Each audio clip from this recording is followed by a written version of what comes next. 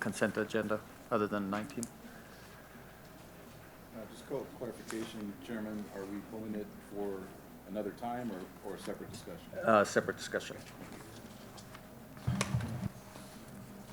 Okay, preference of the board, the remaining consent items? Move approval of the remaining items. Second. Been moved and seconded to approve the remaining consent items. Could we have a roll call, please? Montgomery, Yes. Duran, Yes. Holmes, Yes. Wygant. Yes. And so now, item 19, successor agents. So we're going to adjourn as the Placer County Board of Supervisors and convene as the successor agency. And who's going to present item 19? Or do we need to? Do you want to do something?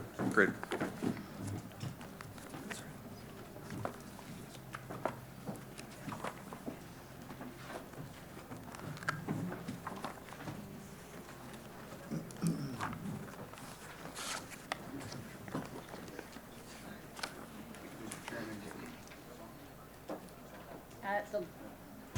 Oh, there we go.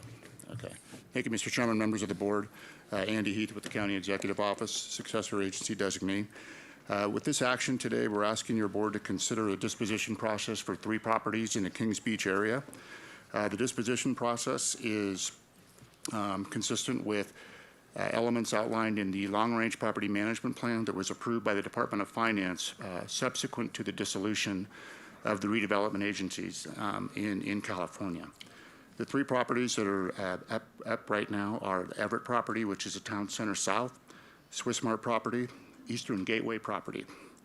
The Oversight Board approved an amended successor agency long-range property management plan in February 2014.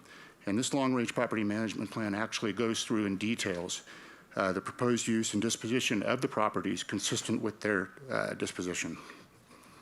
Consistent with the approved plan, affected properties have undergone remediation activities on 2 sites, and both have received regulatory closure from California Regional Water Quality Control Board.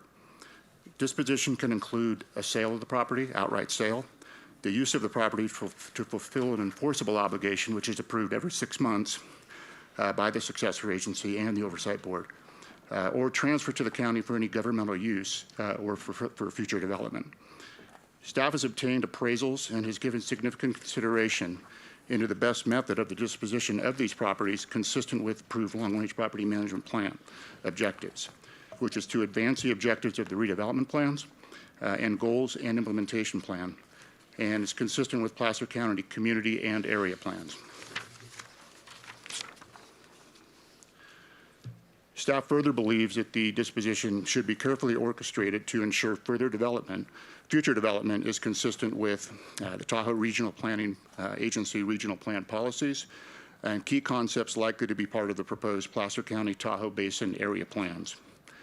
The recommended disposition actions that we're asking today include a bid sale disposition process for the Swiss Mart property alone in and of itself, and then conducting an RFI or an RFP process and an RFP process for the Eastern Gateway property and the town center south, the Everett property. With the Swiss Mart, we're also asking that your board approve an exclusive broker agreement where the broker would act as an agent for the county and assist with the sale of that property. And then we're also asking that your board consider an alternate broker agreement for the Eastern Gateway and Town Center South properties, where that broker will act as a consultant to the county and actually assist the county with the marketing and the future development of those 2 properties consistent with the plans. I'll ask Eric Finley to add anything. Okay. Are there any further questions by any board members? Is there anyone from the public who'd like to address this item? Seeing none, what is the pleasure of the board? I move approval of item 19A, 1A, and B. Second. It's been moved and seconded to approve item 19 as discussed. All those in favor say aye. Aye. Opposed? Motion passes. So we will now adjourn as the successor agency and reconvene as the Board of Supervisors. And let's take up. Oh, thank you. Next, this is the time for public comment. This is the time when anyone from the public can address the board on something that is not on the agenda. Keep in mind we can take no action. So is there come on up and state your name for the record, please. Good morning, Ellie Waller, Tahoe Vista resident. My comment today is really short. The new signage on the North Shore looks really nice, but some of the signs need correction. The population numbers do not reflect the 2010 census. Some of them do, some of them don't. Why are we using the old census data if we have new signs?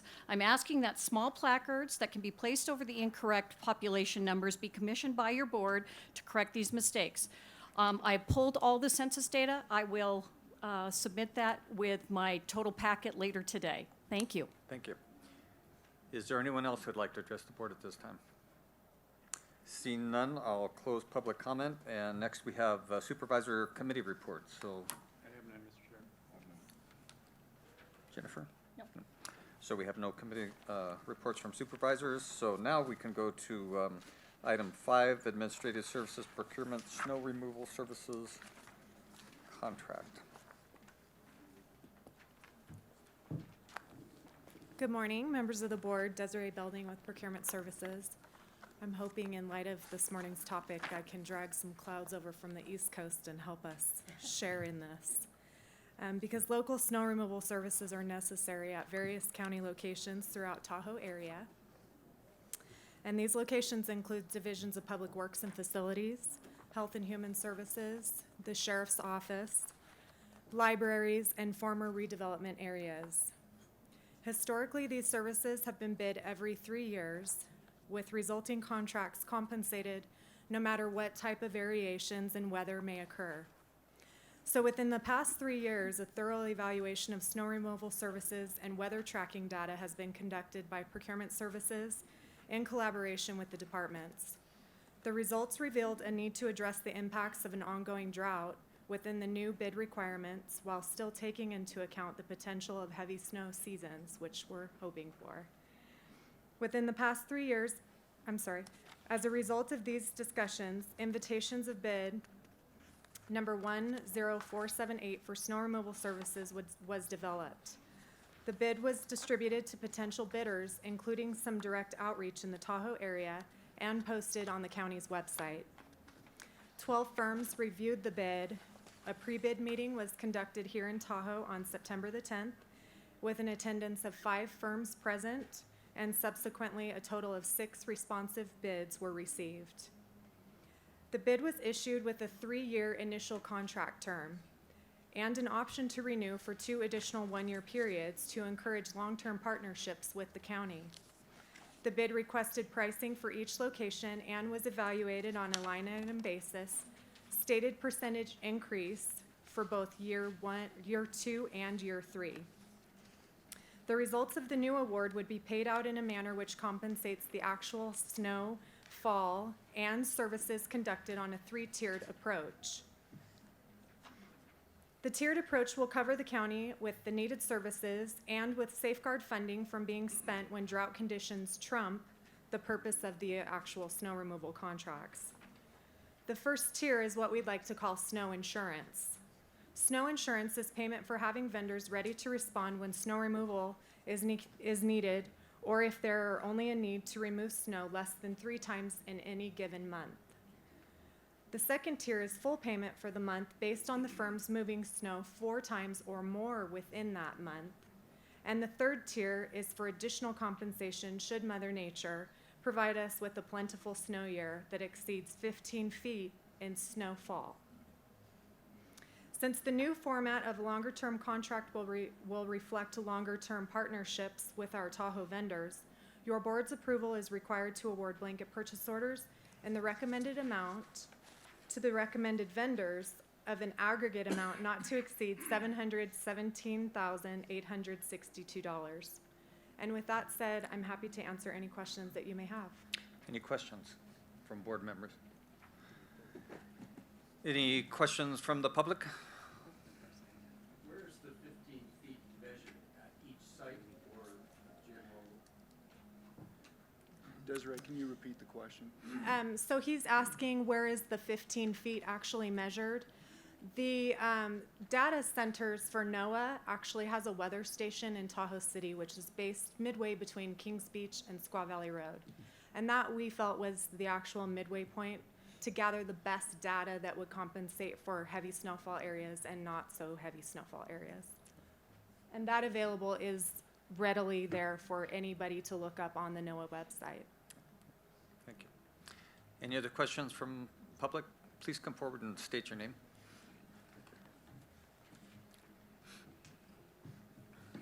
Good morning. My name is Phil Thompson. I've lived in Kings Beach area for 62 years. I'm in the snowplow business for 32 years and pretty familiar with the snowfall here. Most snowplow contractors base their bids on an average. The last 3 years have been way below average. What we were asked to bid this year, and I'm just going to make up an example so you'll understand. Let's say you were going to plow a parking lot, and in the past, you had bid it for $1,400. You would be paid $200 a month for 7 months, which is how long the contract is good for. This year it was changed, as Desiree stated, that say in October you only plowed 3 times, you'll only get half that $200. And then in November, if you only plowed 3 times, you'd get half that $200. So let's just say that 6 of the 7 months you only plowed 3 times, but in December you plowed 30, which is way above normal. You'd get $200 for that one time. So basically what happened, I think, is that it's possible that you'd only get paid $800 even though you would plow more. And the extra part that she was talking about, you'd get an additional 10% because it was a heavy winter, but you wouldn't get it on the 6 months that you only got paid half. So I think you would find that most of the snowplow bids that came in, that the contractors actually added to what they've been paid the last 3 years so that they wouldn't lose money if that occurred. So, and then I would like to address the board again a little bit later regarding rejecting the snowplow bids for the Kings Beach Commercial Corps project. Thank you. I do have a question. In your experience being a snowplow operator, do we as a county do anything different than other counties that incur the same expense? Not until this year when the contract was changed. And what is the, if it was a perfect world and you were able to say, let's have a contract, how would the contract, what would the contract reflect? How would the payments be different?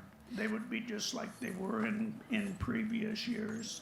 Even the county snowplow, you have to have people on staff and you have to have equipment ready, even if it does not snow. And so you have to base it on an average. There are years that you do very well on plowing, and there's years that you lose money on plowing. Thank you very much. Okay. For your information, the Kings Beach issue was already on the consent agenda. Yes. So if you want to make your comments now regarding that, it would be fine. Okay. I addressed the board last year after the contract had been let out for plowing the sidewalks in Kings Beach. Last year I submitted a bid for $47,500 to do the sidewalks in Kings Beach. I'm just saying this to bring you up to speed what happened last year.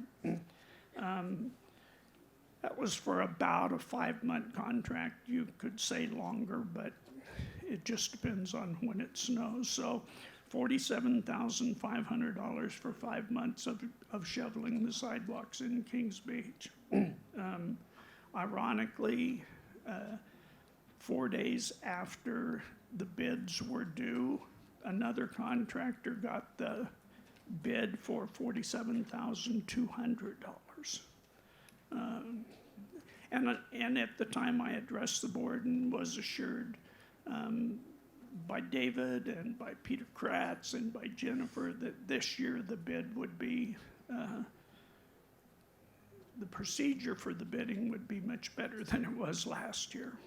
So based on that, this year there will be 5 blocks to be done. And you could sort of think that it would be about 5 times as much as last year. But this year's contract also includes all of the landscape maintenance, all of the lighting maintenance, taking care of all graffiti, taking care of vandalism, those are things that there's really not a clear answer to how much do you put in for something like that. Take care of all landscape plants. And if you go out and look at the trees that have been planted, a lot of the aspen trees, the leaves are turning black instead of yellow because they were diseased when they were planted. And yet the contract calls for the contractor to be responsible for all the vegetation. There were shade plants planted in sunny areas between pavement and concrete that are obviously going to die. And there was something added to the contract that seemed kind of strange called load balancing, so that if it was a light winter, you would have to do extra landscape, I guess you'd say maintenance. That's pretty difficult to bid because you don't know what it is. And so anyhow, this year I turned in a bid of $297,500. The other bid was $406,000. Your budget was $119,000. There's not even enough money in the budget to pay 2 men $15 an hour. There's not even enough money to pay the wages, much less if you have to do landscaping or lighting, which requires prevailing wage of about $64 an hour. So, very strange the way the bid was put out. Thank you for your time. Thank you. Is there anyone else who'd like to address this item? Seeing no one, I will bring it back to the board for consideration. I'm in a little bit of a quandary here after listening to the testimony of the gentleman that spoke on behalf of the snow contract. You know, I'm a little bit concerned about the change, and I wish that I had more information on the change going from one specific contract to another, to a different type of contract. And I don't have the contract in this document in order to, you know, compare to what we've done in the last year. So the quandary for me is that I don't want to get locked into a 3-year contract if, in fact, this doesn't jive with actually what we perceive we need to do. All right. Change is one thing, but change for just because, you know, it creates a savings, you know, that's kind of a tricky issue, having people on call, so on and so forth. So depending on whether or not we have time to kind of discuss this particular issue, obviously it's a bid item, so it kind of upsets the apple cart. My thought is that I would only be willing to go for a year on this one and circle back and see how it worked out. And then if we need to make changes, then we make changes or we continue on down this road. So I don't know how that affects the bid as it is right now. You want to speak to that? I'd like to hear your thoughts. Thank you, Supervisor Duran. My name is Brett Wood. I'm your purchasing manager. With respect to the questions and issues raised, the example presented is a good example. However, it's a little inaccurate in part of it. There is if we use the example that was presented, there is the possibility that that individual, that snow contractor, would only be paid $800. But if we actually go, if our intent and our approach to this is at the conclusion of the snow season, we look back at that, and if we were to exceed that 15 feet measurement that Ms. Belding mentioned, then we would pay them out the full amount of the contract. So any short months that they received, they would be compensated in full at the conclusion of the snow season if we exceeded the average. So it isn't just a simple 10% increase at the end. It's compensation for any short months in addition to a 10% overage.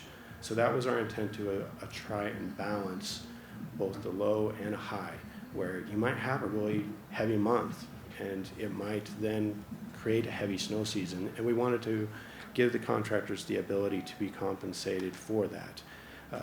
Certainly, if your board's approval is to authorize 1 year, then we could move forward with that.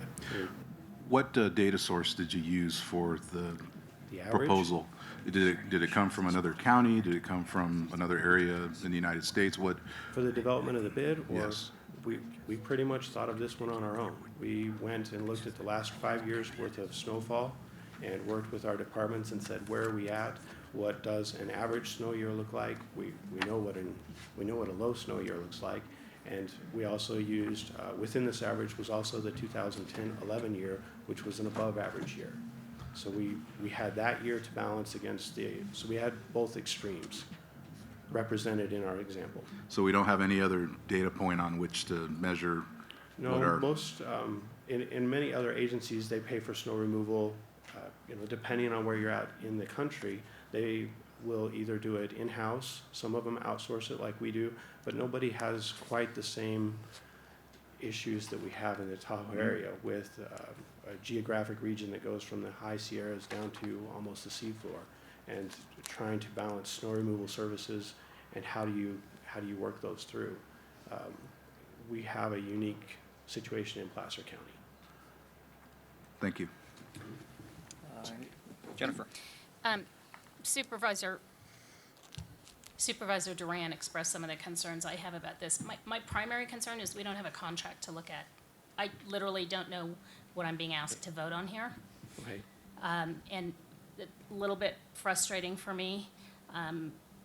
You did explain verbally what the basis is for this recommendation, but I'm hesitant to enter into any contract without having had a chance to look it over. So I can't actually, in good conscience, vote yes or no on this today. And I would ask that if this is not time sensitive, that we bring it back at our next board meeting at a time certain and make the decision then when we've had the opportunity to look the contract over.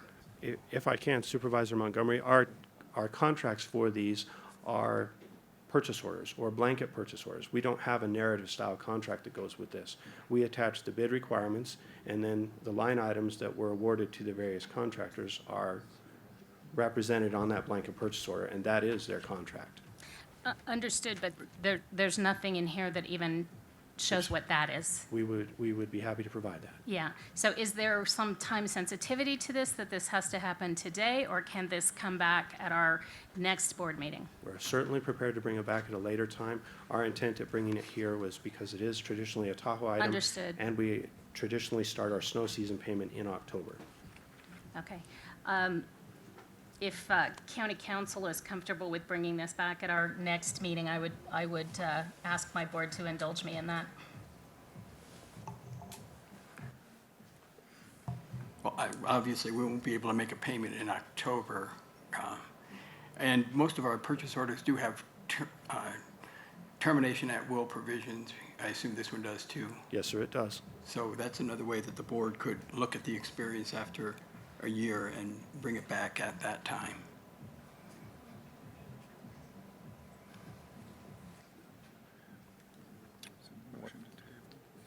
Supervisor, do you have a preference? I would prefer that we all have the opportunity to actually look over the terms and understand the metric a little bit better before we vote on this. And so I would ask that we bring this back at our first meeting in November. I would agree with that. So is that a motion and a second? I think that's a motion and a second. All those in favor say aye. Aye. Opposed? Motion carries. Thank you. Thanks.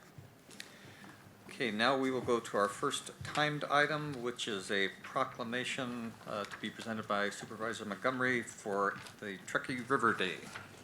Excellent. Thank you very much. This is a proclamation for Truckee River Day, and I'm not sure who is here from the Truckee River. Oh, there you are, right in the front row where I should have seen you big as life. All right. This is a proclamation in the matter of recognizing October 18th, 2015, which just happened on Sunday, as the 20th Annual Truckee River Day in Placer County. Whereas the Truckee River, its tributaries, lakes, meadows, and wetlands are beloved to local residents and visitors alike, and whereas the Truckee River watershed is impaired by 150 years of legacy impacts such as timber harvesting, construction of the railroad, and other transportation corridors, gravel mining, grazing, and dams, resulting in the Environmental Protection Agency and State of California designating the watershed as polluted. And whereas for each of the past 20 years, Truckee River Day brought together 400 to 800 community members of all ages to work on watershed enhancement and restoration projects in and around Placer County, reflective of the import of the watershed and environment in our daily lives. And whereas the goal of the Truckee River Watershed Council is to continue the legacy of Truckee River Day while completing 50, that's 50, large-scale restoration and prevention projects in the next 10 years, so that even with growth and development, our water will be clean, our meadows and wetlands will still be here, our streams and creeks will have healthy populations of fish and birds and other wildlife, and our watershed will be healthy enough to adapt and thrive in the face of floods, wildfire, and drought. And whereas volunteer restoration projects will take place on Truckee River Day at Middle Martis Creek, Elizabethtown, and elsewhere in and around Placer County. And whereas the Truckee River Watershed Council is honoring the 20th anniversary with events such as a river fair at Granite Flat Campground, in addition to the 10 restoration projects, now therefore be it proclaimed that the above proclamation was duly passed by the Board of Supervisors of the County of Placer at a regular meeting held October 20, 2015, on behalf of the citizens of Placer County, declaring October 18, 2015 as the 20th Annual Truckee River Day in Placer County, and congratulates the committed citizens who join with the Truckee River Watershed Council on this day to protect and restore our beloved river and its tributaries. Signed by our Vice Chairman, Robert Wygant. Thank you so much for coming today, and I'll bring this up to you, and then we'd love to hear some words from you. Great. Thank you very much to all of the supervisors on the board today. Thank you to the citizens of Placer County. My name is Michelle Prestwitz. Thank you very much. I am with the Truckee River Watershed Council. And we're doing this because tomorrow is too late. Like Supervisor Montgomery said, we have 150 years of legacy problems in our watershed. Species of fish are actually disappearing. Essential bugs are declining. Meadows are drying up. So we're all in. We're joining in, and we thank everyone from Placer County for helping us with this. Really, tomorrow, like I said, tomorrow is too late. We're all in today so that we can save it for the future, and we all love this area. Let's embrace it. Let's be a part of it so that our communities can thrive here, so that the nature can thrive here. So thank you very much. Thank you.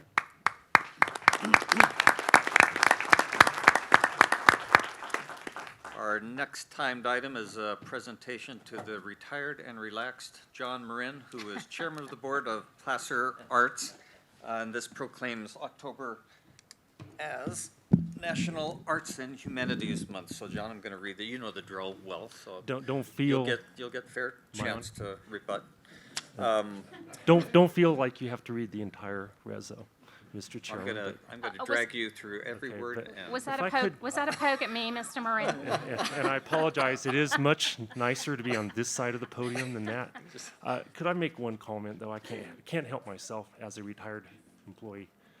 The past discussion on the sidewalk snow removal contract, I worked on the Tahoe City project for almost 16 years.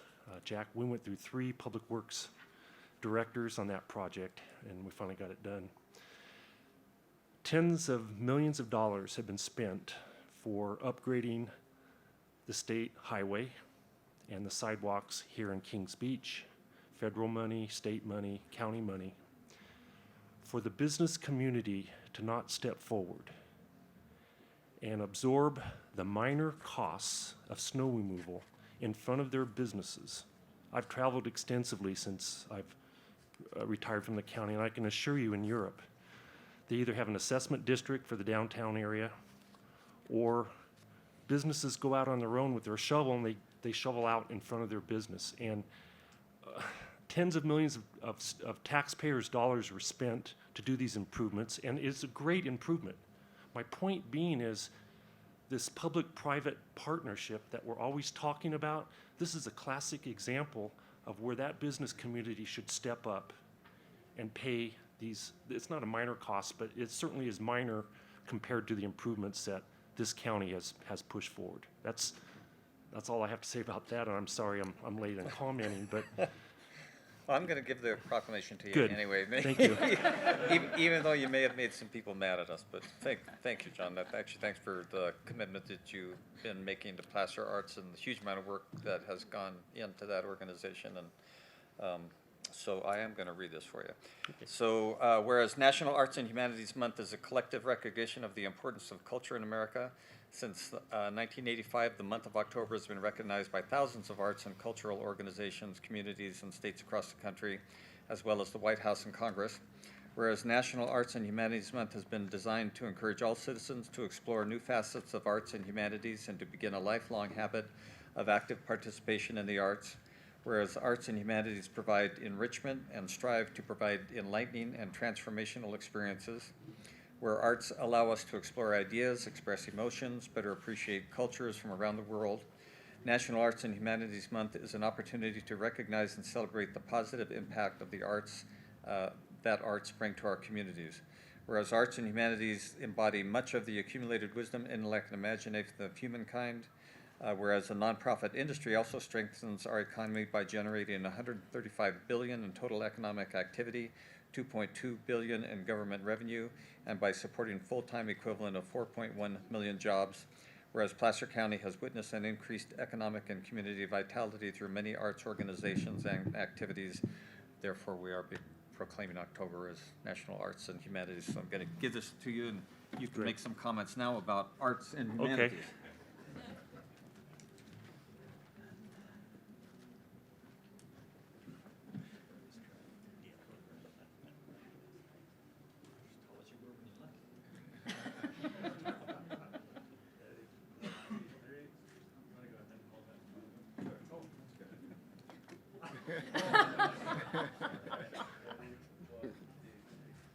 And I'm going to ask Michelle to come back. I wanted to keep moving, but. Would you like this? Is that attractive? Logo behind it? Jared will smile in the background. Hey, you like that? Good, I'm glad they do. See, I had some input. Thank you, Mr. Chairman. I'll be brief. I see you have a full house here, usual Tahoe issues. I am part of Placer Arts. I'm on the nonprofit board. We are your partner for the arts in the county, and we do certainly appreciate the county's support of the arts and humanities. I did pass out, Charlotte, were you able to give them their, we do have our Auburn Art Studios tour coming up in November. It's a 3-day, Friday, Saturday, Sunday. Perhaps you could take an hour or two out of your busy schedules and on the weekend to tour some of our local studios. I will say that our numbers are way up on this program this year. We had 59 artists involved last year, and at last count, I think we have 96 this year. I like to take full credit for that, but I think the economy has something to do with that. And we're a little better organized this year with this program, but it's a big program for us, and I do certainly appreciate the county's support on this. David Snyder in Economic Development and Mr. Bosch, your staff, Holly Heinzen has been very supportive. We do acknowledge that we do belong in the economic development side of things, and Mr. Bosch has pushed for that, and I think that's the right place for us to be. It's a business, and these people run businesses out of their home, and many have been very successful. So thank you again. Thank you, John.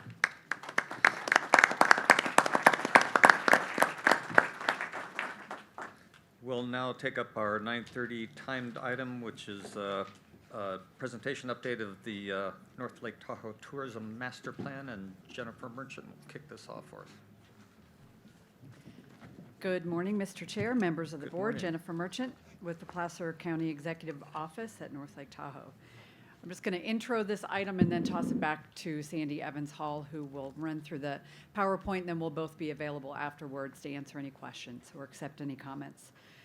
Before you for consideration today is the 2015 Tourism Master Plan prepared by the North Lake Tahoe Resort Association in concert with other community stakeholders. The document is 3 years in the making and was accomplished using TOT funding to undertake background studies on North Lake Tahoe's tourism economy and competitive resort communities in the West, as well as a robust community outreach program. The outreach program included various workshops in the community and online surveys to get feedback from hundreds of residents and visitors to the area. The master plan features an action plan which identifies 2 tiers of priority expenditure areas, including cost estimates. Tier 1 priorities include implementation of the transit vision, which is outlined specifically in the draft master plan document, a proposed expanded transit system, completing the Resort Triangle Bike Trail system, focusing on using technology to communicate with visitors, specifically those who stay for extended vacations. Tier 2 priorities include development of arts and cultural facilities, improving lodging in lakeshore communities, expanding the pedestrian network, and advocating for direct flights to Reno and Sacramento for expanding wedding and emerging international markets. Resort Association CEO Sandy Evans Hall will provide an overview of the document and the process undertaken to develop it. The document is currently in draft form. The Word version in your packet and the print proof that was distributed this morning are available for your board, as well as folks in the audience for review. The document will be finalized following feedback from your board and the public today, and ultimately posted in final form on Placer County's website. Future Lake Tahoe tourism budget expenditures will be developed in accordance with the plan. And Sandy and I, as I mentioned, will both be available following her presentation to answer any questions. Thank you, Jennifer. Good morning, Sandy. Good morning, Board of Supervisors. Thank you so much for having us here today. This has been, as Jennifer mentioned, 3 years in the works, and we really started it out with, let me get this going here. We started it out with a group, a task force that was formed of members from our board, from business associations, and from the community to really start to take a look at our past 2 plans and how we had developed those, and then say what do we want to update. The 2% TOT does sunset in 2022, and so this plan will really take us to that time until we go back to the voters and ask them to hopefully renew that. This task force also took a look at various pieces of research and conducted some research to prepare for this. These are members of the task force that we have, and I know that there are members in the room here today, and I'd just like to say thank you so much to Cadence and Jennifer and to Wally and Joy Doyle, I know who are in the room, and Alex, because as being a part of a task force that works for over 3 years on this, it's hard to stay engaged, but they have the whole way along, so thank you very much. We also had consultants that worked on this. In about 2014, we brought in a variety of consultants to help us out. design workshops. Stephanie Grigsby and her team really helped with the research and the data and the alignment of that and providing the voice and the editorial content. And then we did a lot of outreach really starting in May of this year, and Shauna Doherty with Fresh Tracks Communications led that effort for us and helped us with all of our workshops, setting up a website, and some things I'll go into. And then finally, the piece that I passed out to you today was really laid out and put together with the magic that Sandbox Studios' Maya Thaler put to it. And that was just completed on Sunday night, so you got a piece up on the website yesterday, and we were able to make copies for you today. We will be taking any kind of proofing or content errors that you may have or things that you think should be changed, so it is in a final draft form. So we did access about 32 different sources in terms of the research that we used for the plan, but we specifically contracted for 5 of those. And the Dean Runyon research is one that we use quite a bit, and we have now updated it 3 different times. This happened to be the 2012-2013 update to the significance of travel to the North Lake Tahoe area. And so some of the key findings that we found in the research that we did were that recreational tourism continues to grow here in North Lake Tahoe. It's still the most outstanding at 34% of all of the recreation that we have here. This is why people come to North Lake Tahoe. It's far more significant than what I've seen in other areas, other resort areas. They tend to be far more lodging or retail oriented. Here in North Lake Tahoe, it's really recreationally focused. So where we've been going with human-powered sports and the initiatives that we've had with our events, we're really on the right track with this, and we want to continue to do that.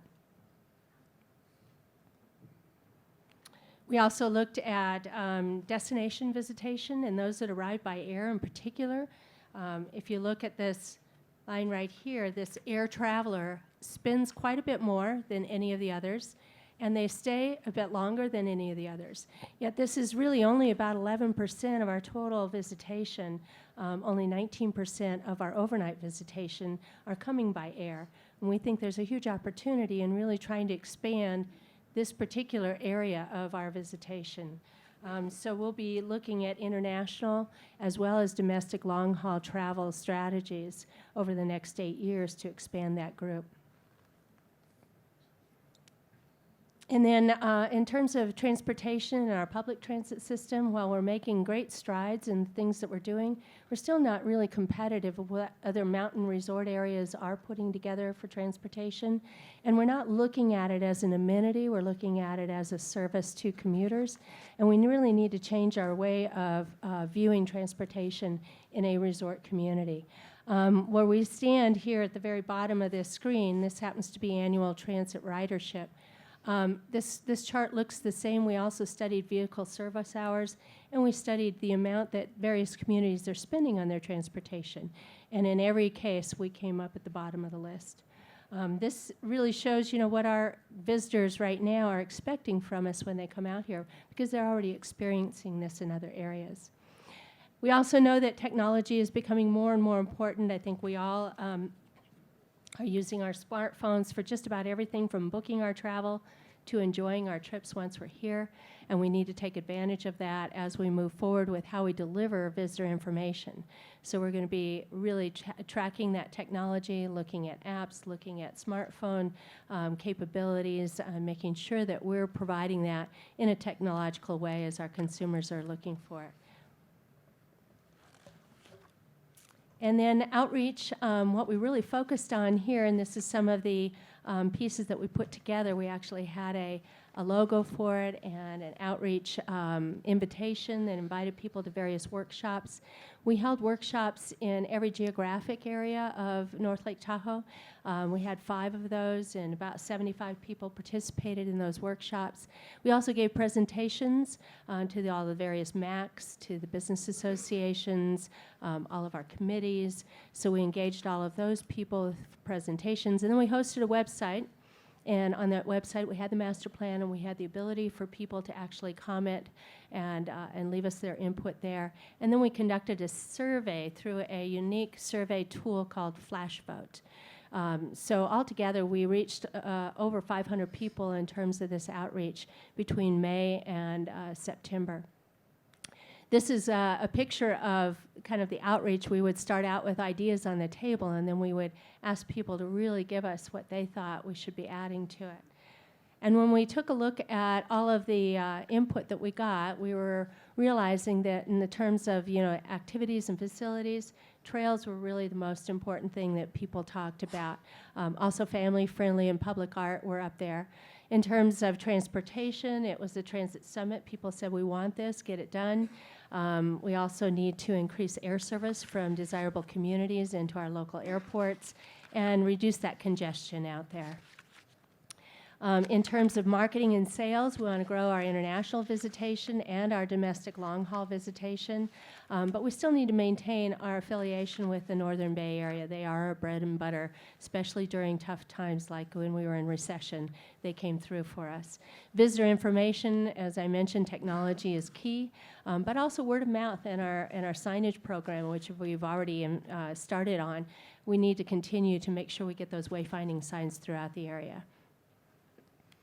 And then the Flash Vote survey, this is a unique survey tool that actually is a civic engagement tool and asks people to engage by registering with this program and then providing their input, from time to time as we need, to know how they're feeling about different issues.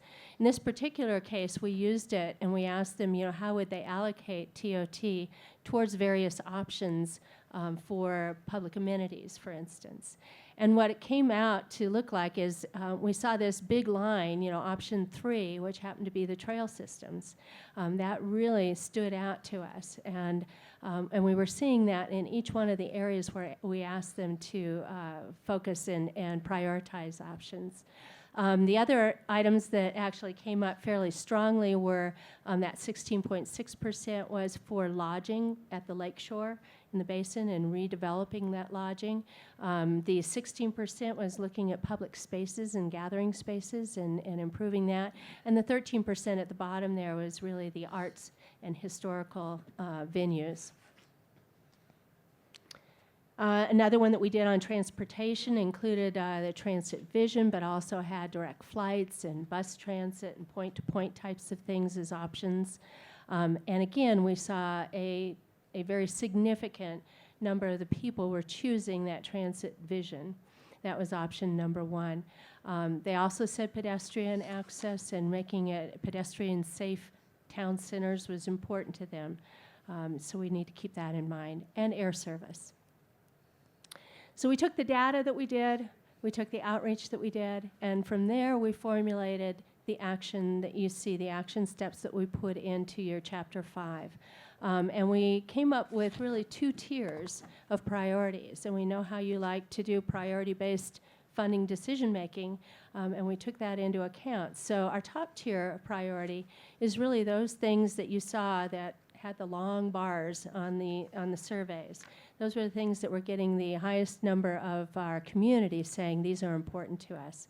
And then we took a look at the other items as Tier 2 priorities. And as we put together the action plan, we really tried to identify who are those other partners out there that are working with us on these. As you know, TOT is often less than 40% of the total amount of funding for any one project.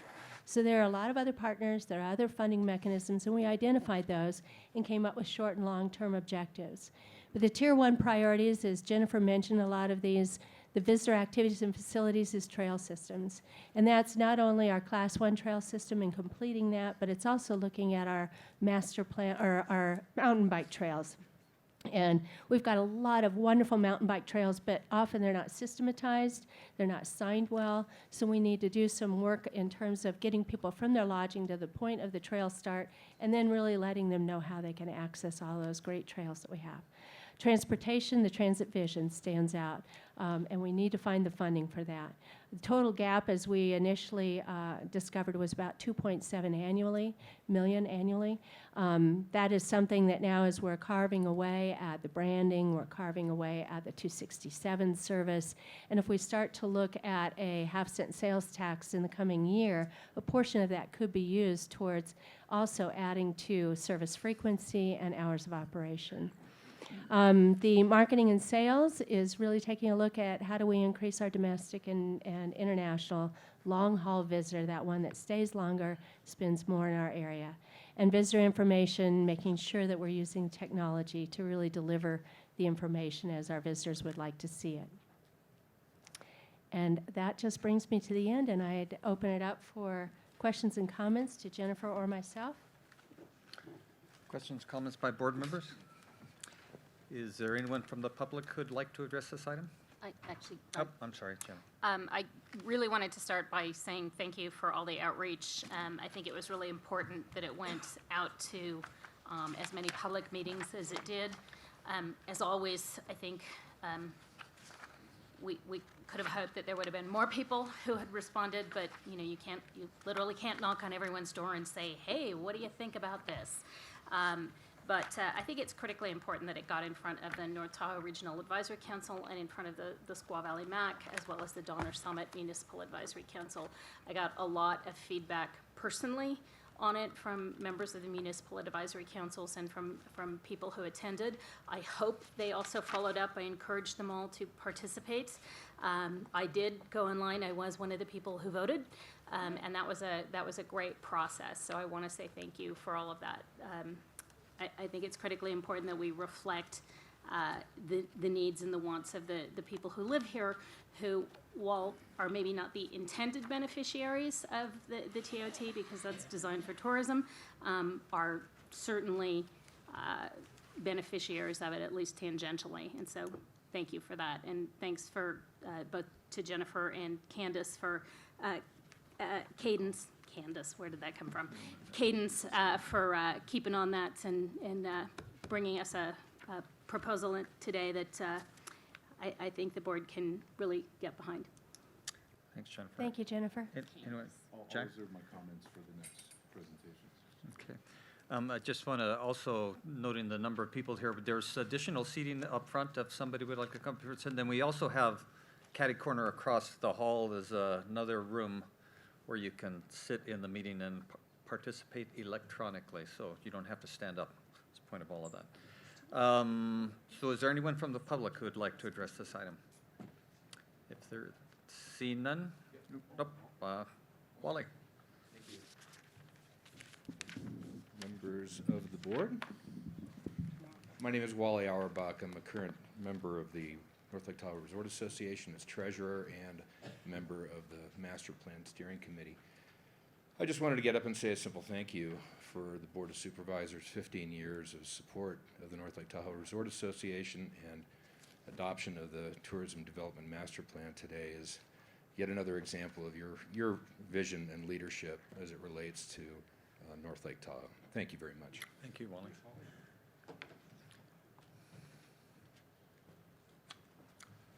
Good morning, Alex. Members of the board. Alex Moralatos, Lakeshore Resort, and member of the task force that participated in this. I just wanted to give a quick perspective from a small lodging or small business perspective. This document and this exercise is pretty valuable, not only in its recommendations, but as a tool for communication to a lot of small business owners, where we can understand and align our business strategies with those of the county and the investments you're making in the tourism industry. And I echo the applaud to this board of your leadership and guidance, because we haven't gotten here alone. We've gotten here as a result of the decisions you've made. And I assure you, this is taken into consideration the successes and the lessons learned that we've had in the past. And there's an exciting future with constrained only by our ability to invest. There's no lack of volunteerism in this community. There's no lack of great ideas and initiatives. So you should expect more in the future. Thank you. Great. Thank you. Is there anyone else who would like to address the board on this item?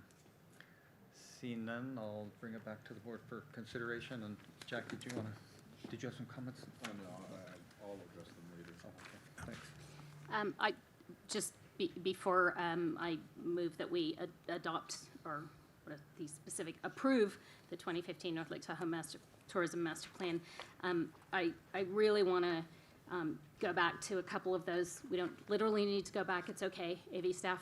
A couple of those, really long lines. There were a couple things that I think the community really identified as being critically important. Those shorter headways, those half-hour headways for the transit vision, something that I hear all the time, and to see it reflected in that, I think was really important. And then the bike path connectivity. We're so close here in the basin. We have a couple pieces that still need to be connected and need to be finished. Specifically, the one that I harp on at every public opportunity is that last piece between Fanny Bridge and Commons Beach. And we have just got to get that done, because every time I'm in Tahoe City, there's untold numbers of confused visitors trying to figure out how to get to the rest of the bike path. And, they wander down to the Y and they go past the hardware store. And when the fire station used to be manned or peopled by firefighters, they would say, "Where's the bike path?" And so it's really critically important that we figure out that last piece. And so was good to see those two things in there, particularly the headways on the buses and that connectivity on bike paths. So if my board has no further comment on this, I will move that we approve the 2015 North Lake Tahoe Tourism Master Plan. Second. Moved and seconded. All of those in favor say aye. Aye. Opposed? Motion carries. Thank you very much. We'll now take up item 4, which is our last timed item, which is the North Lake Tahoe Town Center Economic Development Incentive Program and Implementation Plan. Jennifer.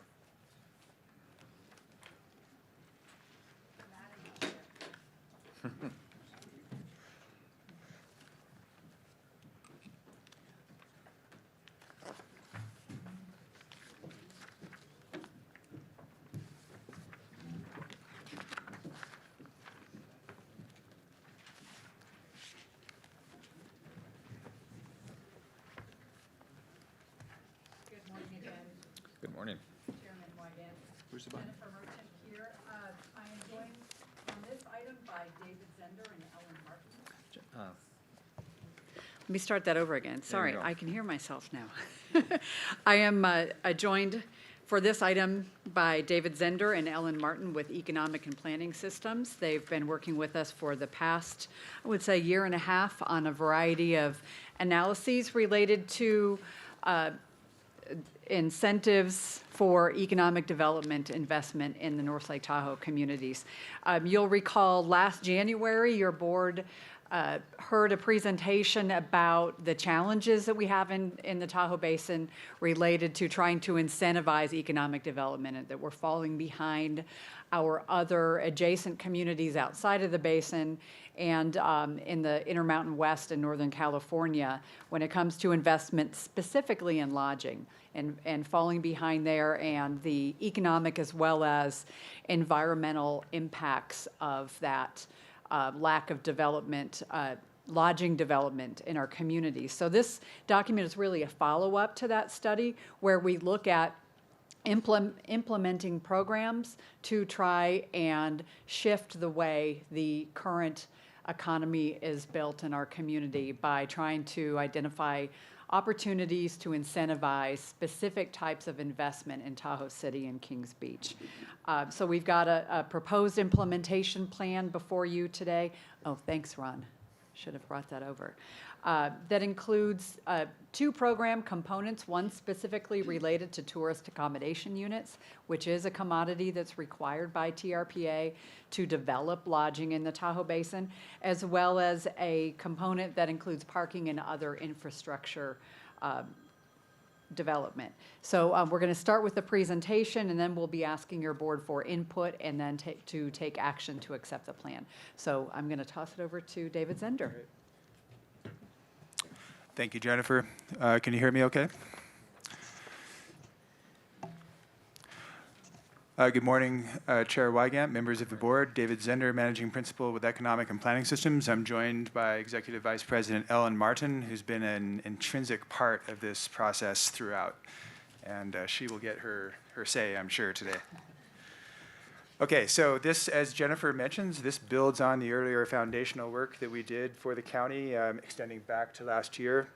That earlier foundational work really diagnosed the Tahoe Basin to really dig into the reasons why we're not seeing the level of investment and development of sustainable, responsible town center projects that we would like to have. And it sort of builds on Sandy Evans Hall's presentation in terms of utilizing all the public investment that we see here in Kings Beach and elsewhere to sort of broaden the reach that we have to bring the international and domestic tourists that tend to spend more money and have the ability to really support sustainable development concepts that bring best practices to the town centers.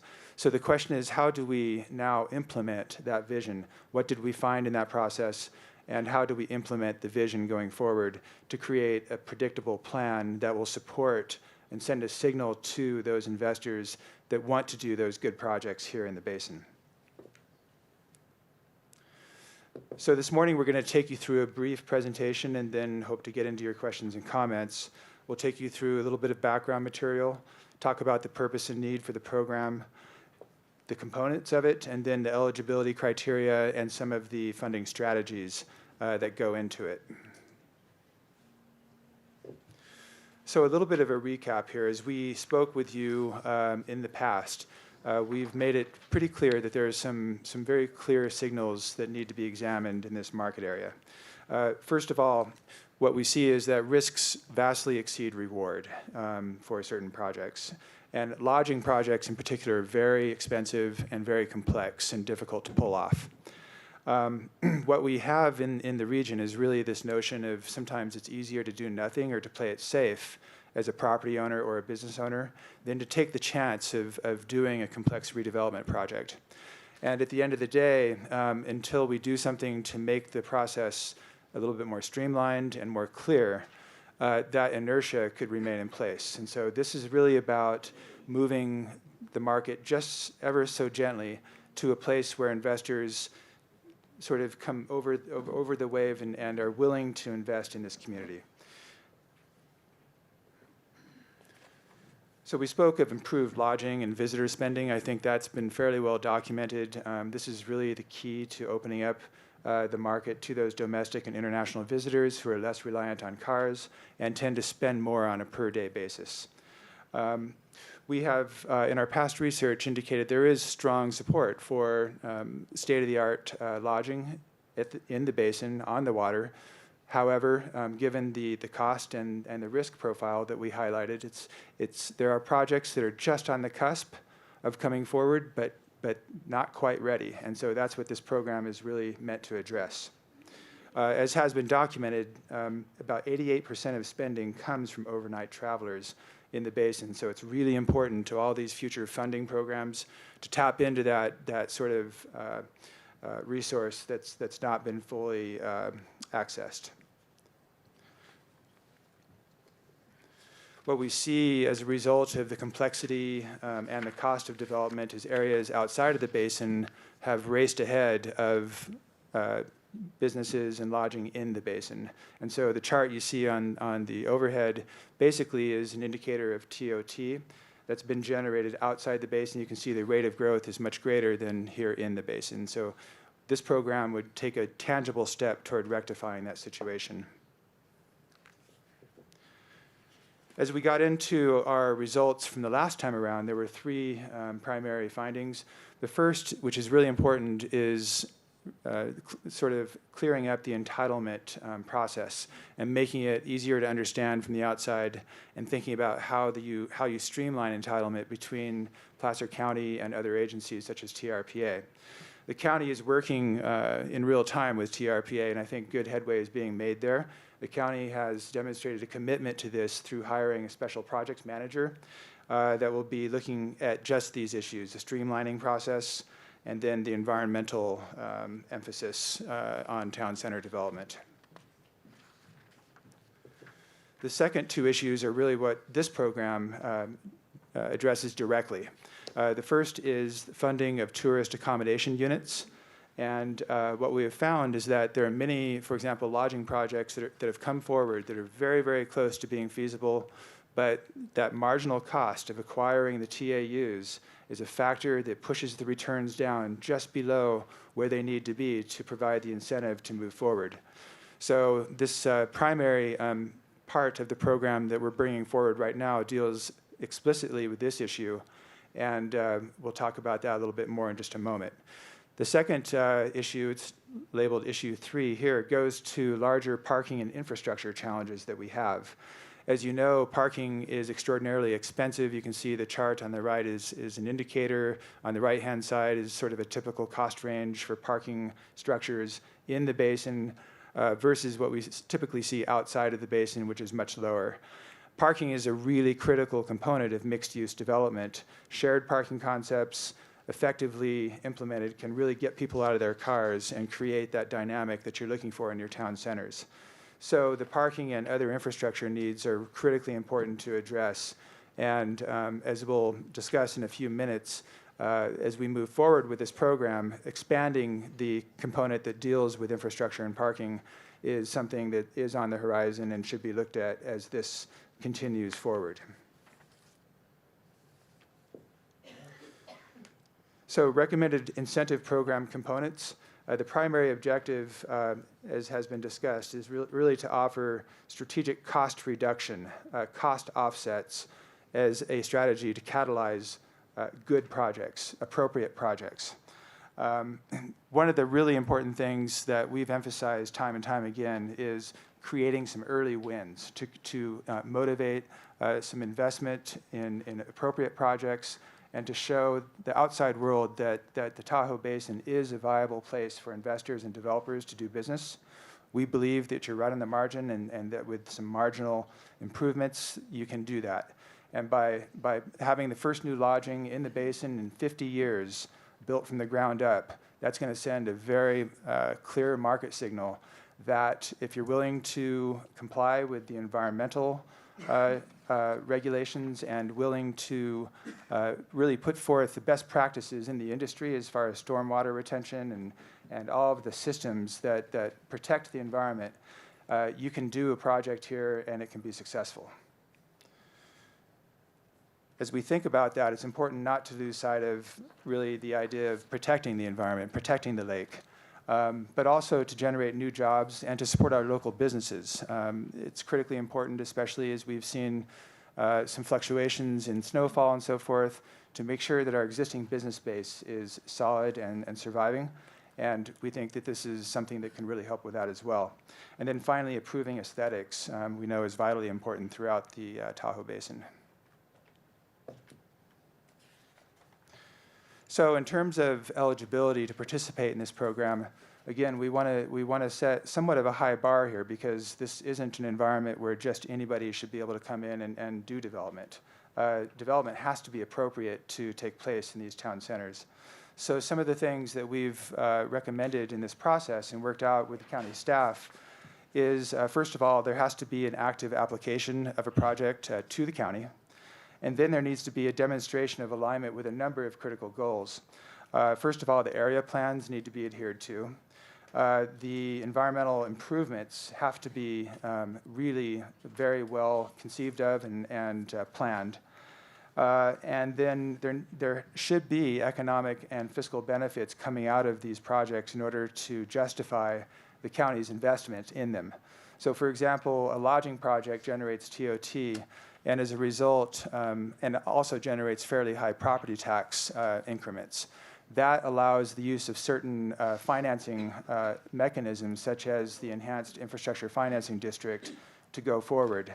And we'll talk about that a little bit more, but that's an example of a way to capture the property tax that's generated by a new project and to reinvest it into the infrastructure or the TAUs or whatever it is that we want to invest in to help a project. That's critically important to have a project that generates those kinds of revenues in order to provide this kind of assistance, so that the county doesn't, you're not sacrificing revenue. In fact, there's a way to get all of this done and generate a return for the county in addition to the private sector. So it's really a win-win proposition. Speaking of the developer or development community, it's very important to ensure that the developers that are involved are qualified and capable. And so we've been talking to the county about specific criteria in that regard. And then finally, a demonstrated need for the cost offset. And this is what I would describe as a triage strategy, effectively. There are some projects that maybe are already slated to be successful and really don't need outside assistance. There may be other projects that are not even close to being feasible. And in either of those cases, it really would not make sense for the county to get involved and assist in those regards. However, there are a number of projects, as I alluded to earlier, that are just right on the margin of feasibility. And that's where we have a chance to just nudge them over the hump, to get them into the feasible category, and then we can realize all the benefits of the TOT, the property tax, the visitation, the visitor spending, et cetera. And so that's the idea, simply stated. So as we think about the funding strategy that we're recommending, starting with the TAUs, the county has set aside capital reserves from TOT and other sources that are available to begin the acquisition of the TAUs that would be used in the program. We can recoup the use of those TAUs, the contribution of those TAUs to projects through some capture of TOT. And we do know that there are competing demands for TOT, but we believe there are ways to allocate those funds effectively to ensure that all objectives are met. And knowing that lodging is a really important piece of the equation, if we can help lodging get built and it meets those other environmental criteria, et cetera, then perhaps some allocation of TOT to replenish the funding source makes sense in this regard. So the goal would be to really utilize this in a way that would not only generate those environmental and economic benefits, but also the county would achieve a modest positive return at the end of the day. Within a fairly finite period of time, you would regain all of the TOT, all of the funding from the TAU purchase. As we think about the expansion or the sort of the future of the program, we might also be thinking about larger scale issues such as parking and other infrastructure systems. And in this case, we would very likely need some outside funding in addition to what we inherently have to work with in the basin. And so what we think about are examples such as the State Revolving Loan Fund, which is becoming more utilized over time. Over time. Also, CDBG and other grant funding, as well as cap and trade funds. And I can tell you from some presentations that I've seen from the state, places like Kings Beach are actually fairly well positioned relative to many of the criteria that are being discussed for cap and trade grants. So we think that that's a really interesting perspective source. Can I just ask that for the benefit of our board and members of the crowd who may not be familiar with all these acronyms, that you speak them out? Yes. Thank you. Thank you. Community Development Block Grant is CDBG. And then cap and trade is basically the greenhouse gas initiative, and basically it's a great opportunity to obtain some very large grants coming forward for especially communities that have higher than average unemployment rates and other societal challenges. Then there's some more acronyms down here below. Opportunities to leverage emerging and traditional mechanisms. So as we think about combining outside sources with some mechanisms that are just coming to the fore, we have something that's called the Enhanced Infrastructure Financing District. And that is basically, we can sort of think of it as a replacement for redevelopment, the redevelopment that we used to have, but it's far less ambitious as a tool. It doesn't use school money. It's only the property tax that is controlled by the county. You can combine it with other agencies, and so that's an interesting kind of variation on the theme. But that appears to be a really effective way to fund infrastructure going forward. And then the Community Facilities District, CFD, is a land-secured financing mechanism, and it can actually be combined with the IFD to accelerate the issuance of debt more effectively. It's using property as a source of security, and that makes the bonding go a little bit more smoothly. And so you can issue debt more quickly and effectively if you combine with a CFD. There's also a new redevelopment tool that's coming out, and we are looking at this. It's very new. It has some issues, but it certainly could be in addition to the realm of different instruments that we have to work with. So overall, we're very optimistic that we have a workable situation to help very well-qualified projects to get into the financially feasible category through the county's assistance in terms of helping with TAU funding offsets and in the future infrastructure and other parking offsets.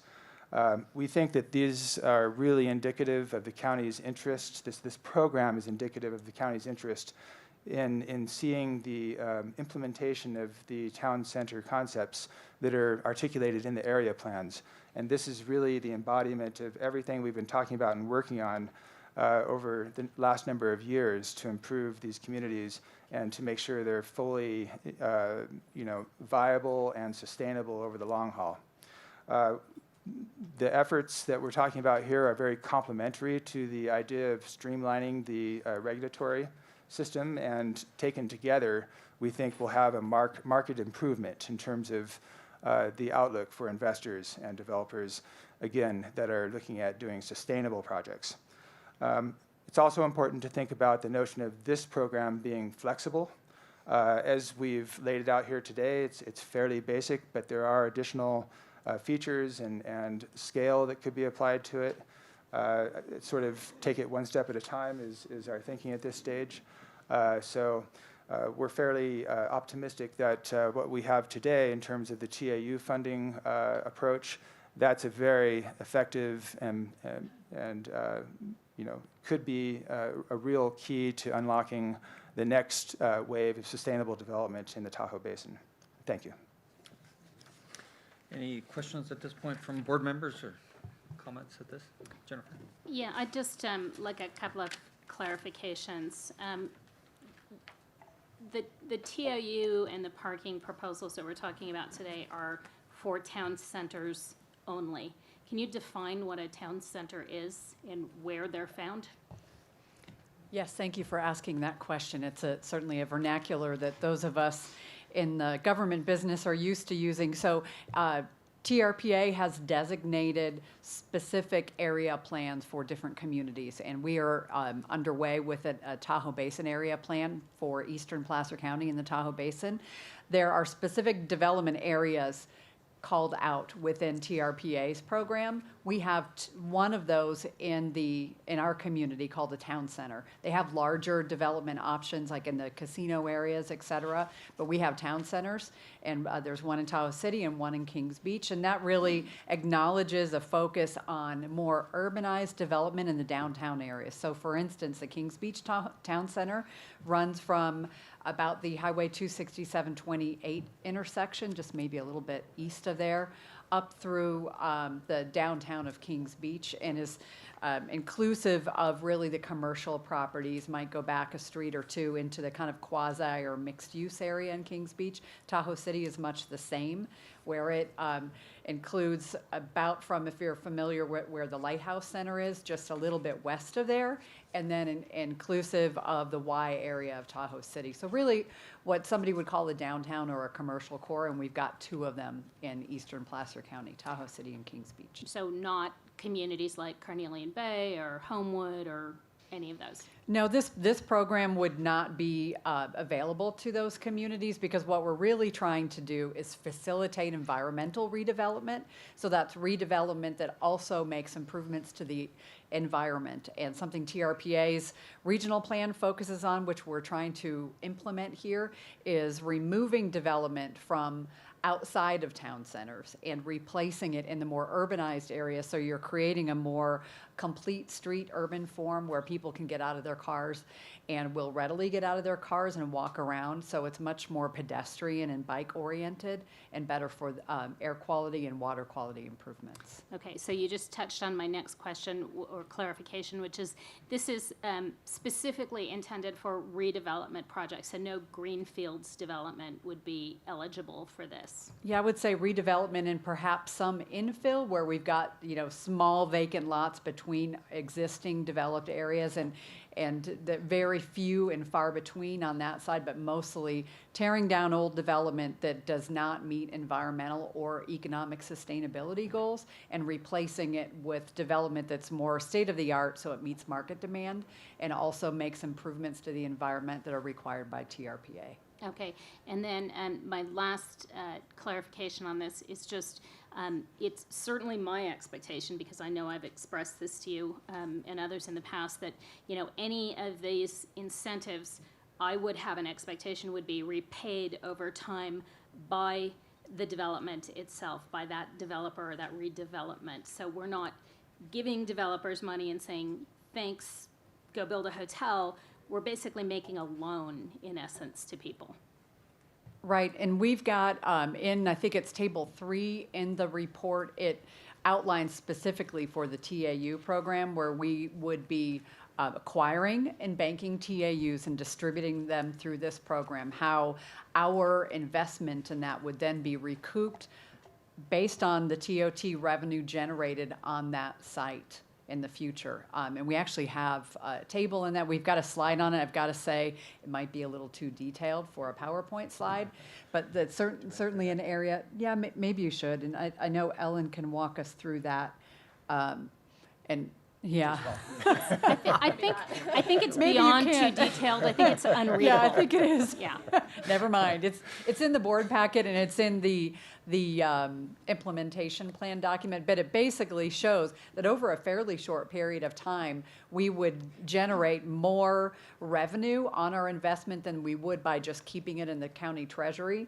And what it does not include, but really an important element of the program, is you're doing economic sustainability and environmental sustainability in addition to recouping that investment. So you're getting jobs, you're getting air quality benefits, water quality benefits, and all those things. So those are things we're required to do and would have to pay or invest in elsewhere. But through this program, you can make that investment in a project by banking and allocating the TAUs, get those projects done that are improving the environment and the economy, and make a little bit, I think it was 2%, so more than the county treasury, off of the investment.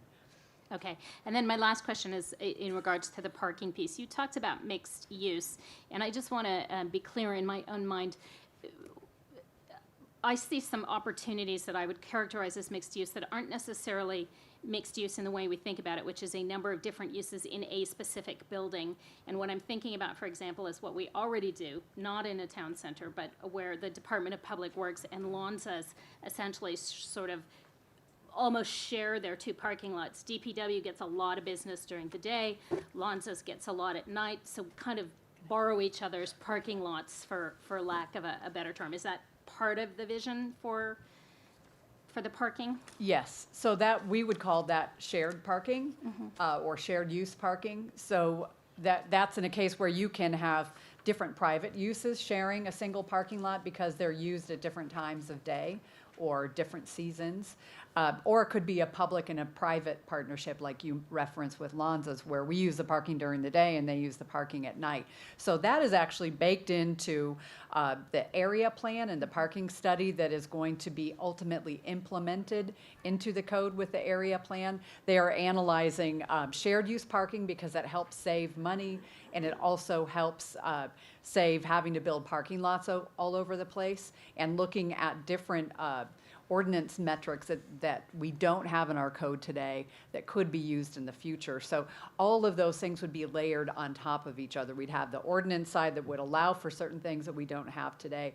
But even in the case where you have a lower requirement than is required today, it's still going to be awfully expensive to develop parking. So with these financing programs, we can provide assistance where it still may be needed in extraordinary circumstances. And that's good to hear, because I think that, certainly parking lots, while necessary, are probably not the highest and best use of the, coverage opportunities in the Tahoe Basin. And so I think we should be thinking outside the box in terms of parking. Thank you.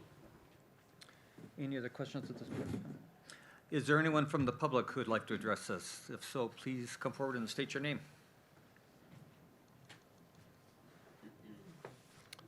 Alex Muralatos Lakeshore Resort, located in Tahoe Vista.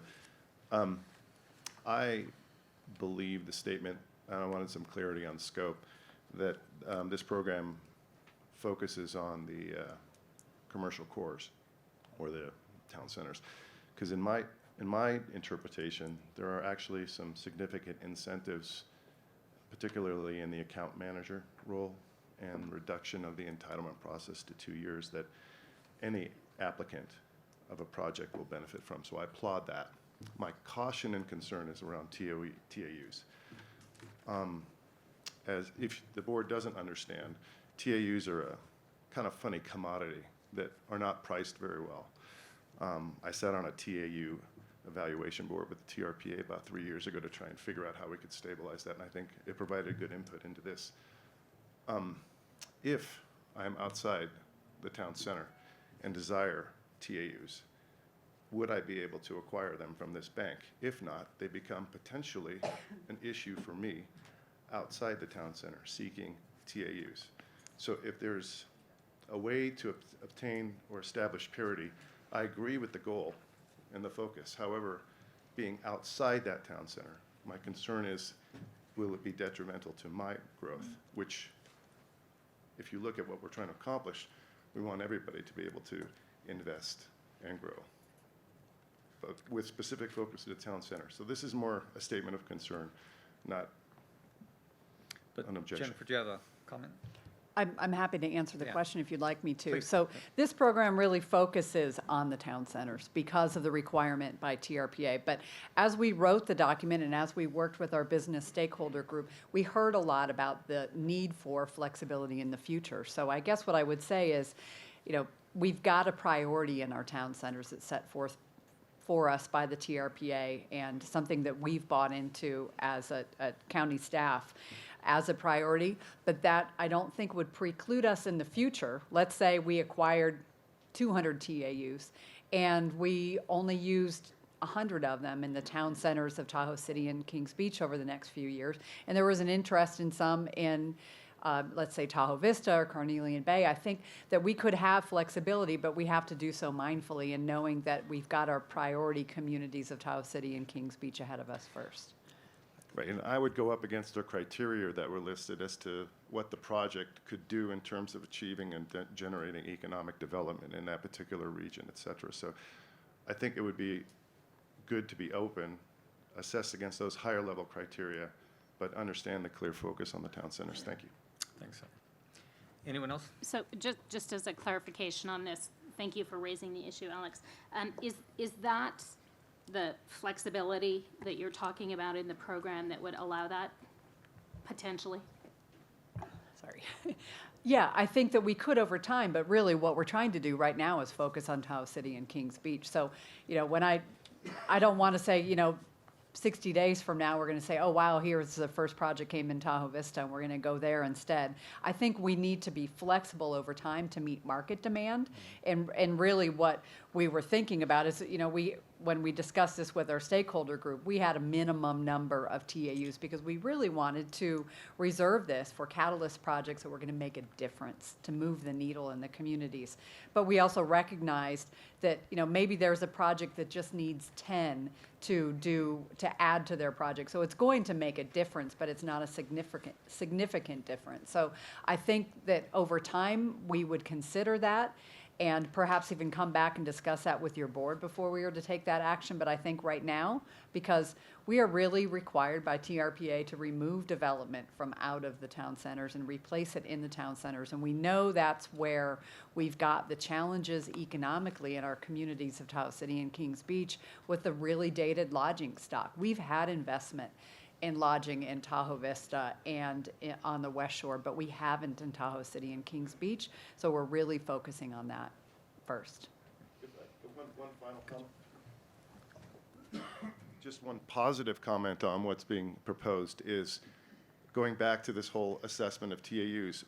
When the county establishes a price for the first project on TAUs, it has established itself as a market maker. And if you understand that concept, it will create liquidity and overcome the risk that developers see in what is this unknown called TAUs. Well, they know about these types of entitlement mechanisms, but it is about stability. It is about predictability. So establishing that price in and of itself will be a plus.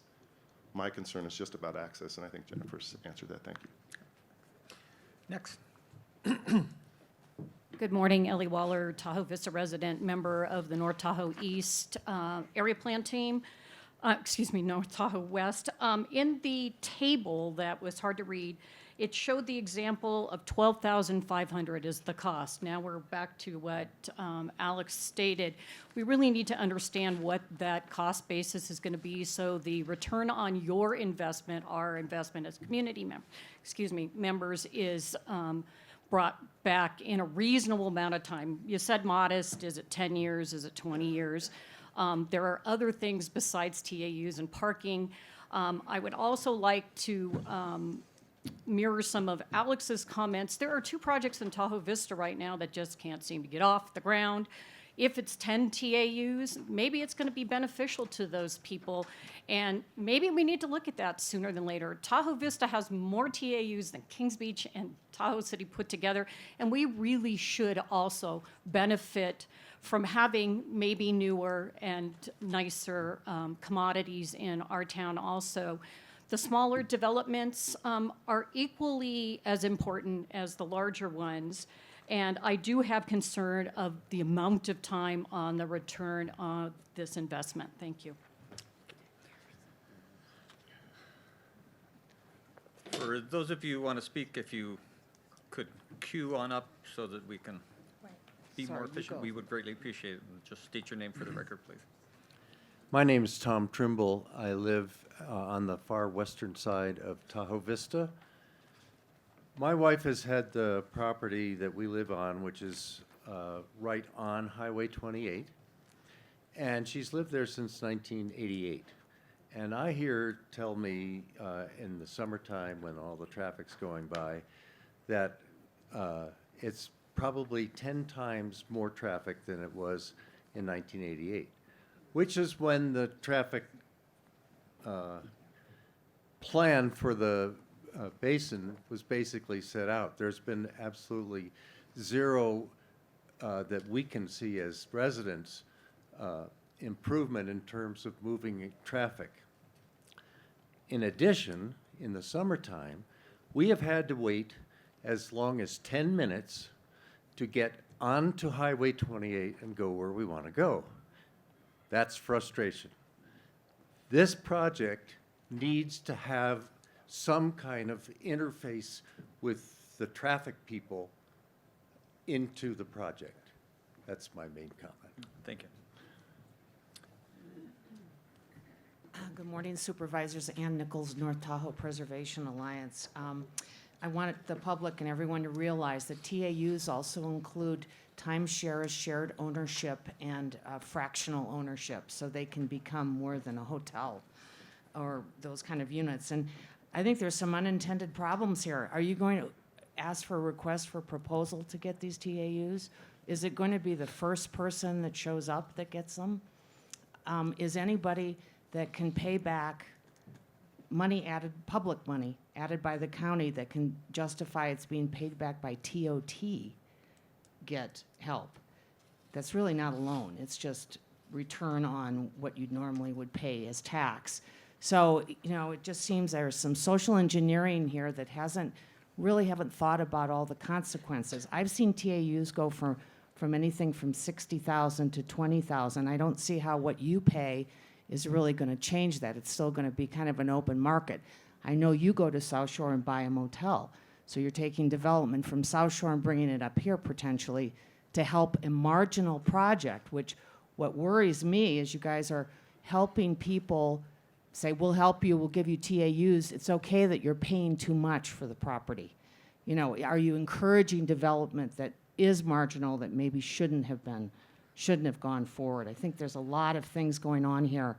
I think the recession is basically a thing of the past for the moment, and there's a lot of development going forward that's redoing the Aviva Lodge in Tahoe City. They didn't pay a ton of money. They're not getting public help. They're redoing it. Cedar Glen, Sun and Sands is going forward without help. So I'd like to see you guys really help Kings Beach, that BBLLC mess. I think it was 7 million or 10 million of public monies, and it's just languishing. Nothing's happening. I'd like to see you go in there and fix that first instead of doing it for the Tahoe City Lodge. Kings Beach needs it too. So how do you decide who gets the money first? How much is there? Thank you.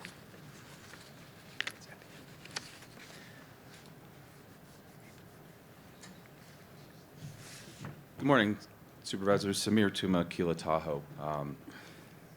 We've seen over the last 40-odd years, development doesn't seem to happen in the basin, Placer County, yet it happens in Squaw Valley and it happens in North Star. Why is that? I think we all, over the last 40 years, there's been a lot of studies done to tell us why, and I think the work that staff at EPS have done recently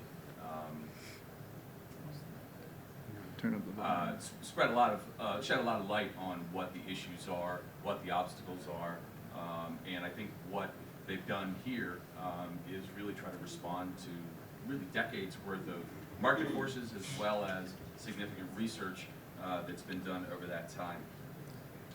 No doubt, I would echo what Mr. Zender said about the difficulty of developing in the basin, the cost of TAUs, the complexity, and what's the difference? The difference is that TRPA adds a layer of cost, complexity, expense to development in the basin.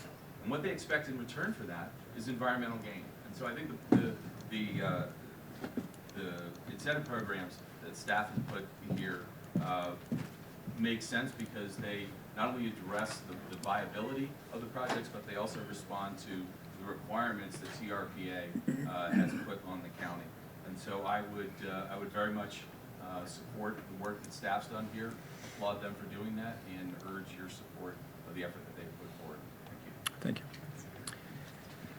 Thank you. Any other speakers?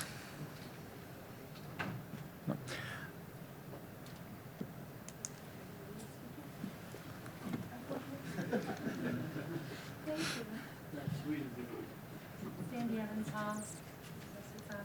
Sandy Evans Hall, North Lake Tahoe Resort Association, and I also want to thank Jennifer and staff for what they put down here. It's really taking a proactive approach to a situation we've had here since the 1970s, and it is really something that has put the development out of the hands of investors in our community because of the added cost.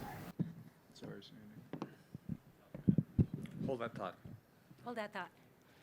Thank you. Added cost of doing business here in the basin. And the fact that we haven't had anything new in the last 60 years in the Lake Tahoe Basin area in Tahoe City is really outstanding. And we've got to be able to compete. We've got to be able to redevelop some of the properties that are here. And we have to be proactive in terms of doing that.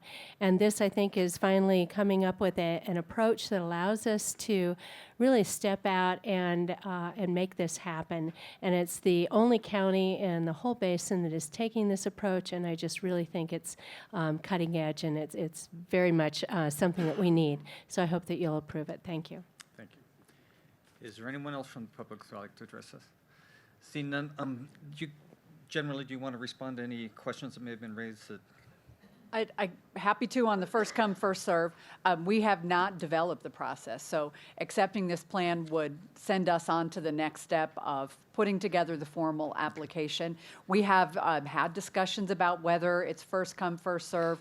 We've talked about having a minimum number so that there was a certain amount reserved for smaller projects, or whether we're going to do an annual, the system is available. Right now, we're thinking first come, first serve because we don't see a significant run on TAUs because we're fairly aware of the interest that's out there in the community for potential development.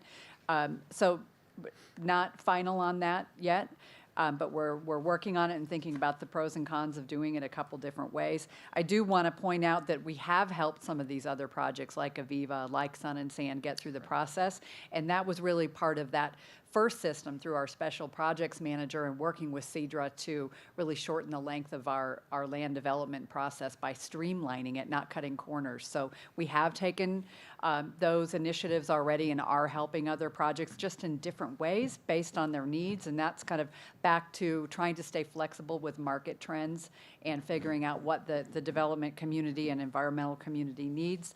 And then I also want to point it out that we're looking at the Kings Beach Center. That is figured fairly prominently into the analysis in this plan as one of our sample sites because that is something that the county has acquisition of. So we can shape what happens there, and we will be, just as we brought forward to you as a successor agency this morning, taking the Kings Beach Center for a request for interest permission from your board, I believe, at the next November board meeting. So we are going to be taking action there, and we would think that under our sample plan that that site would be a recipient of TAU. So we're looking really at kind of one catalyst project in Tahoe City and one Kings Beach for this time for the larger projects, and then retaining some for smaller projects.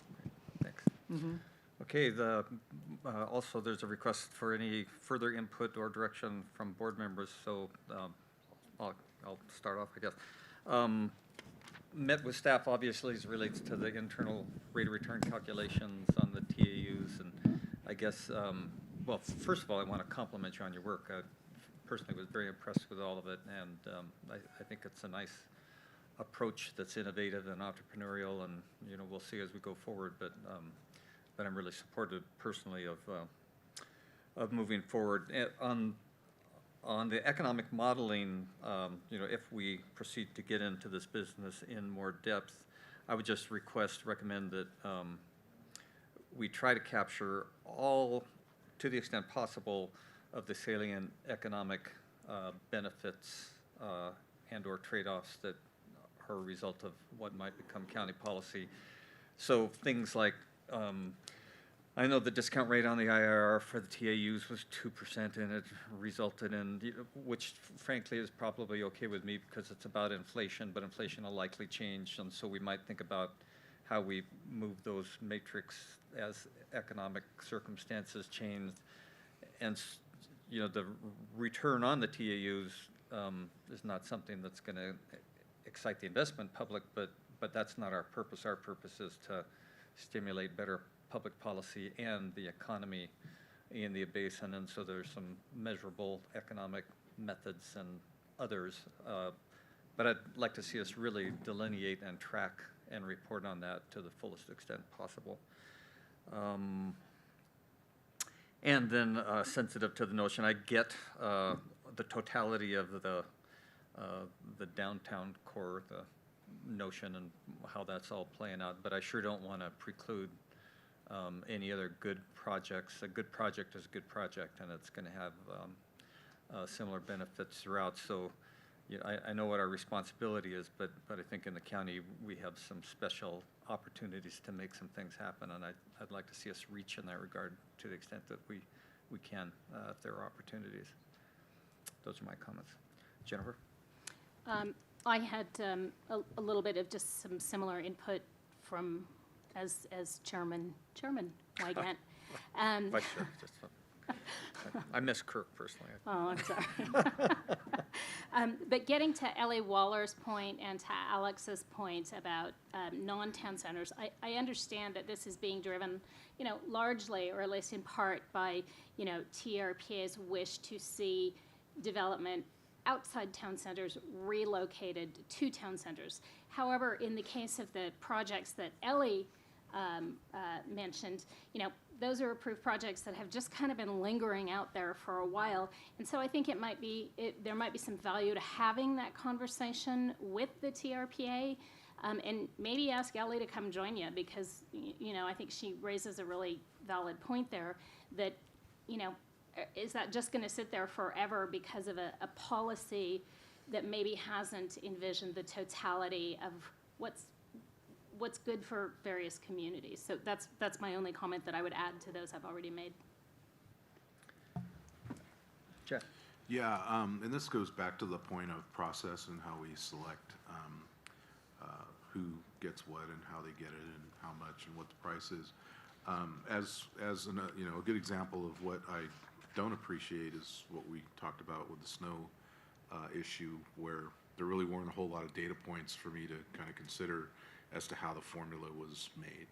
So I would encourage you, especially on something as important as this, that there may not be a model out there, but I would appreciate as much data points that you can to correlate to something that would look like it's been done before, because being able to make the cake and to tell me how great it is, that's not one and the same.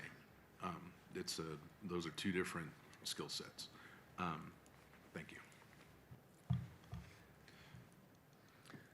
Okay, so our last ask is to consider adopting the plan. So preference of the board? Accepting the, thank you. Yeah. Council. Sounds like Supervisor Holmes made a motion. I'll second. All those in favor say aye. Aye. Opposed? Motion carries. Okay, now we'll move to Department Item 6, which is an update from Community Development Resources on Tahoe Basin Plan and Tahoe area projects.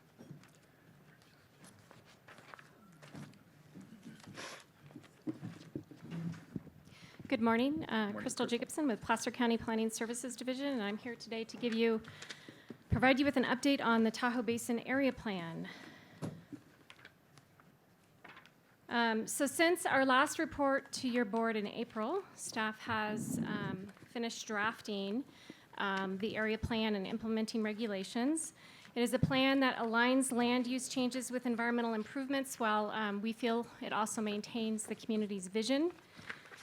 The area plan and a notice of preparation for the environmental document was released on June 3rd for a 60-day public comment period. So that 60-day comment period closed on August 3rd.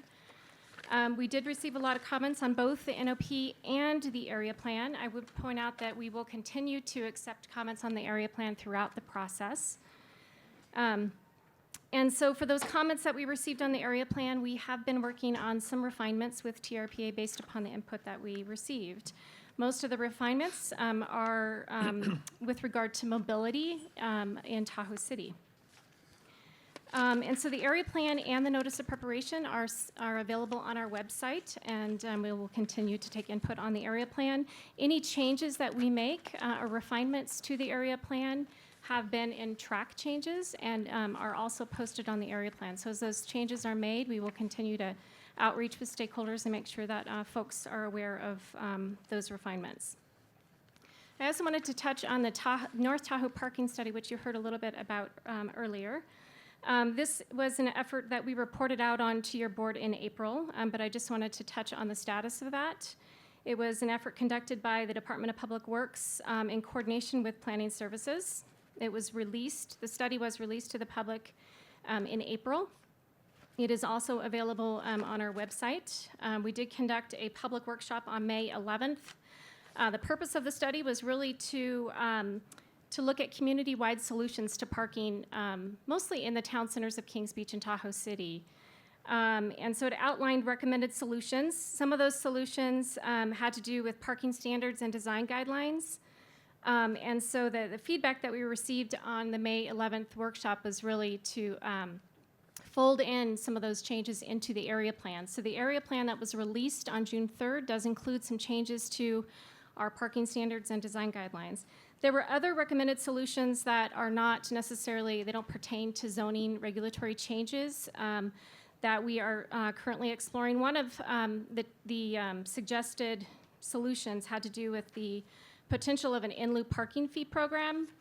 There was a lot of comment received at the workshop about that. The workshop was very well attended. Folks had concern about really the potential fee, what the fee would be, and just that it would be a cost burden to redevelopment for those businesses in Tahoe City and Kings Beach. And so what we're doing is really exploring that fee, looking at the feasibility and funding options related to that. And so that would be a standalone work program that would come in the future. So I also wanted to touch on the Tahoe City Lodge project because it is included in the notice of preparation for the environmental document. So this was identified as an opportunity site in our area plan per your board's direction.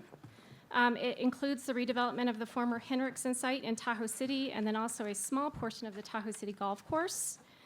I want to point out that this is undergoing a separate project and environmental review funded by the applicant. So while it was included in the notice of preparation, at the end of the day, there will be a separate analysis in the environmental document on that lodge project, and there will be a separate action on that. So I just wanted to point that out. So with regard to the environmental analysis, as I pointed out earlier, the notice of preparation scoping period ran through June 3rd through August 3rd.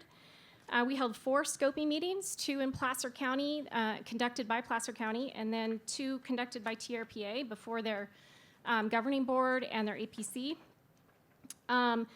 And then we had a lot of comments received. Those have been summarized in a scoping report, which is also available online. And what we did is looked at the input received on the notice of preparation, and then we crafted a range of alternatives to analyze in the EIR-EIS, the Environmental Impact Report, Environmental Impact Statement. Those alternatives, at the request of the TRP Governing Board, were presented to their Regional Plan Implementation Committee, and that was on September 23rd. In general, I would say that the what is called the RPIC Committee was supportive of those alternatives and also supportive of the area plan and the progress that the county has made to make sure that the area plan really focuses on an environmental enhancement strategy. So we got very, very good feedback, I think, from the RPIC. And so with that, the EIR and EIS preparation is underway. And so just to talk about public outreach next steps, we have continued public outreach throughout. We, again, conducted those public scoping meetings in June. We also conducted area plan team meetings in June to take input on the area plan itself. And then again, we're before the RPIC on September 23rd. We've also been before the North Tahoe Regional Advisory Council, and we'll continue to update them as we move forward. And then we are anticipating an area plan team meeting in December. The date and time on that is to be determined, but what we'd like to do is meet with the team to discuss the minor refinements that have been made to the area plan, just to keep them informed of the process. And so in terms of next steps, we'll continue that stakeholder outreach. We expect the draft EIR and EIS and the draft plan to be released in mid-February, followed by Planning Commission and Board deliberations, and then a TRPA submittal in late spring, early summer. And that typically takes, what we hear is about 3 months to get through the TRPA process. So with that, I think we've made very good progress on the area plan. We're excited about bringing it before your board in the spring, and I'd be happy to answer questions if you have any. Any questions, board members? I see none. Jennifer? Thank you, Crystal. I have a couple of just clarifications, I guess. On the you say it includes redevelopment of the former Henriksen site and a small portion of the Tahoe City Golf Course.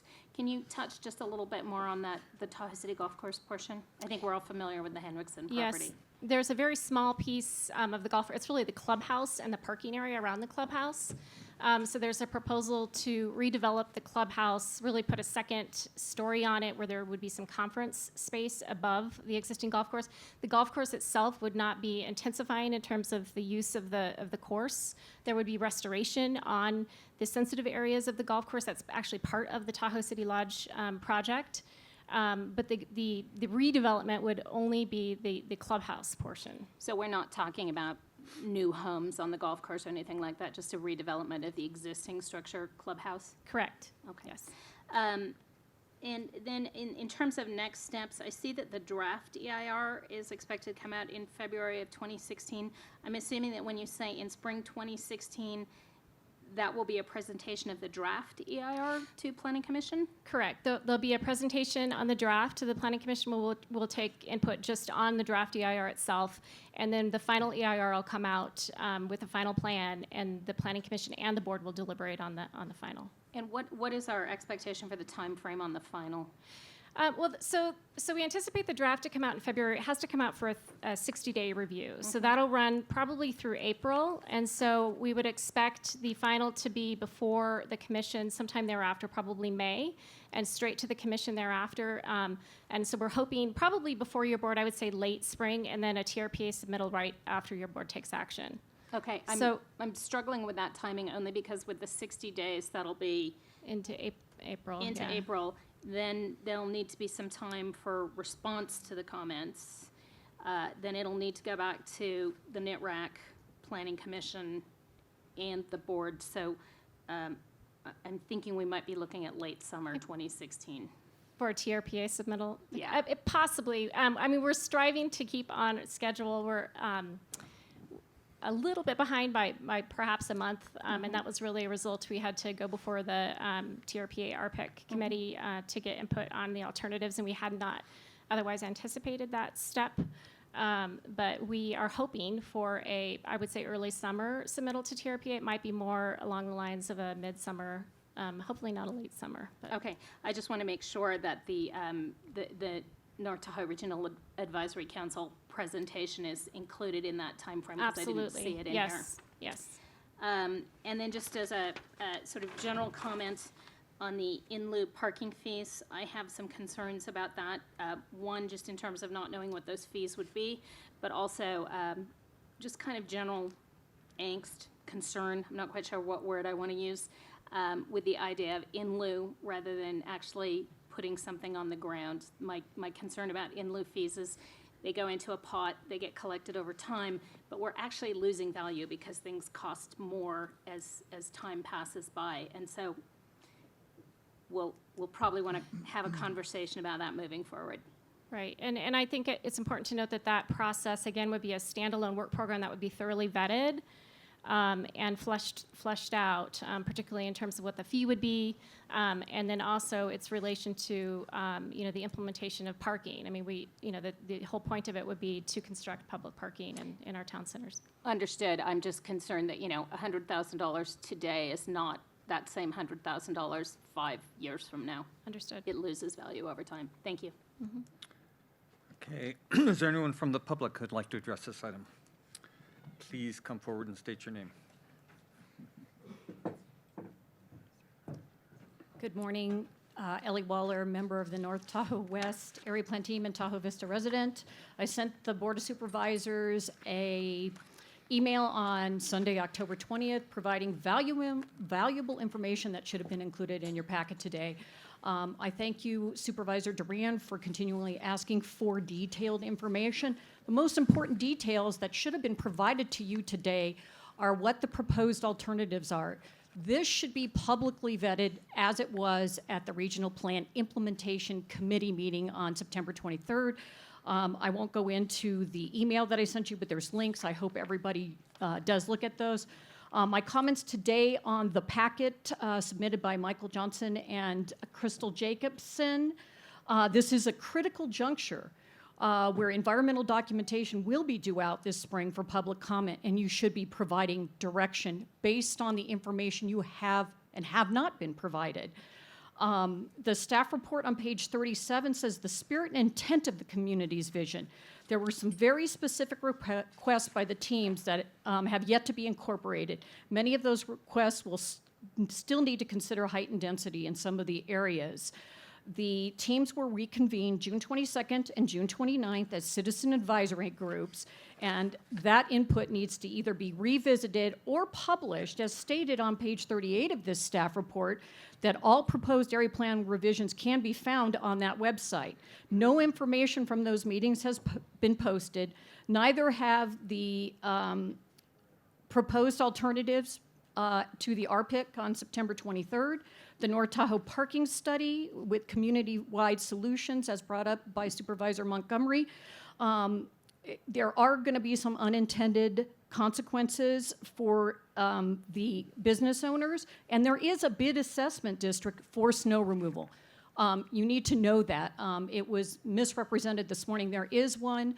I can give you an example. The bakery is paying $1,200 a month, so each of the businesses have been assessed for snow removal, so there is private and public funds going there. The Tahoe City Lodge project, I've sent in many, many pages.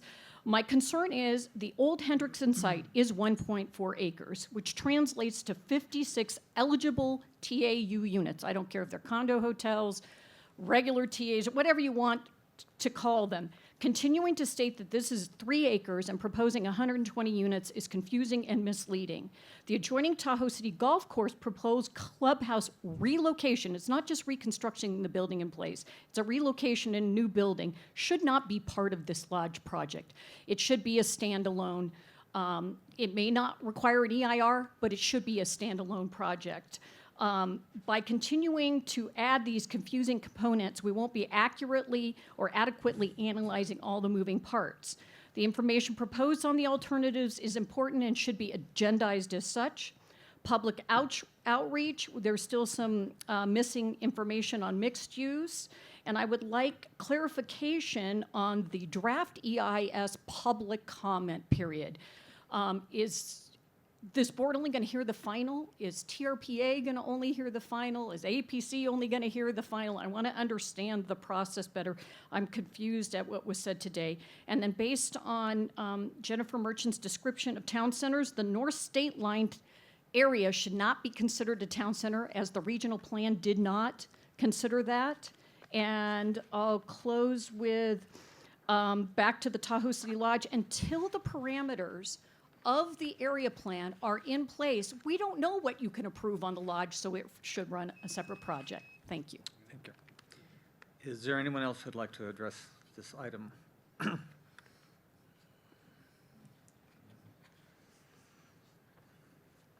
Good morning, Supervisors. Shannon Eckmeyer, League to Save Lake Tahoe. I would just like to take this time to thank and recognize Placer County staff, specifically Crystal Jacobson, for working diligently with the leagues in responding to our comments and concerns for the past 4 years now. I'd also like to recognize the Tahoe City PUD and the TRPA staff. I think we've all really worked diligently over the past 2 years to really see this area plan come around. We look forward to analyzing the environmental review when it comes out this winter, and keeping the lines of communication open so that we are hopeful to flesh out any concerns we have, so that eventually we can support this area plan when it moves forward for approval. Thank you. Thank you. Any other public comments on the area plan? Seeing none, I'll go on to item 6B, which is an update of Tahoe area projects, and Paul is going to present that to us.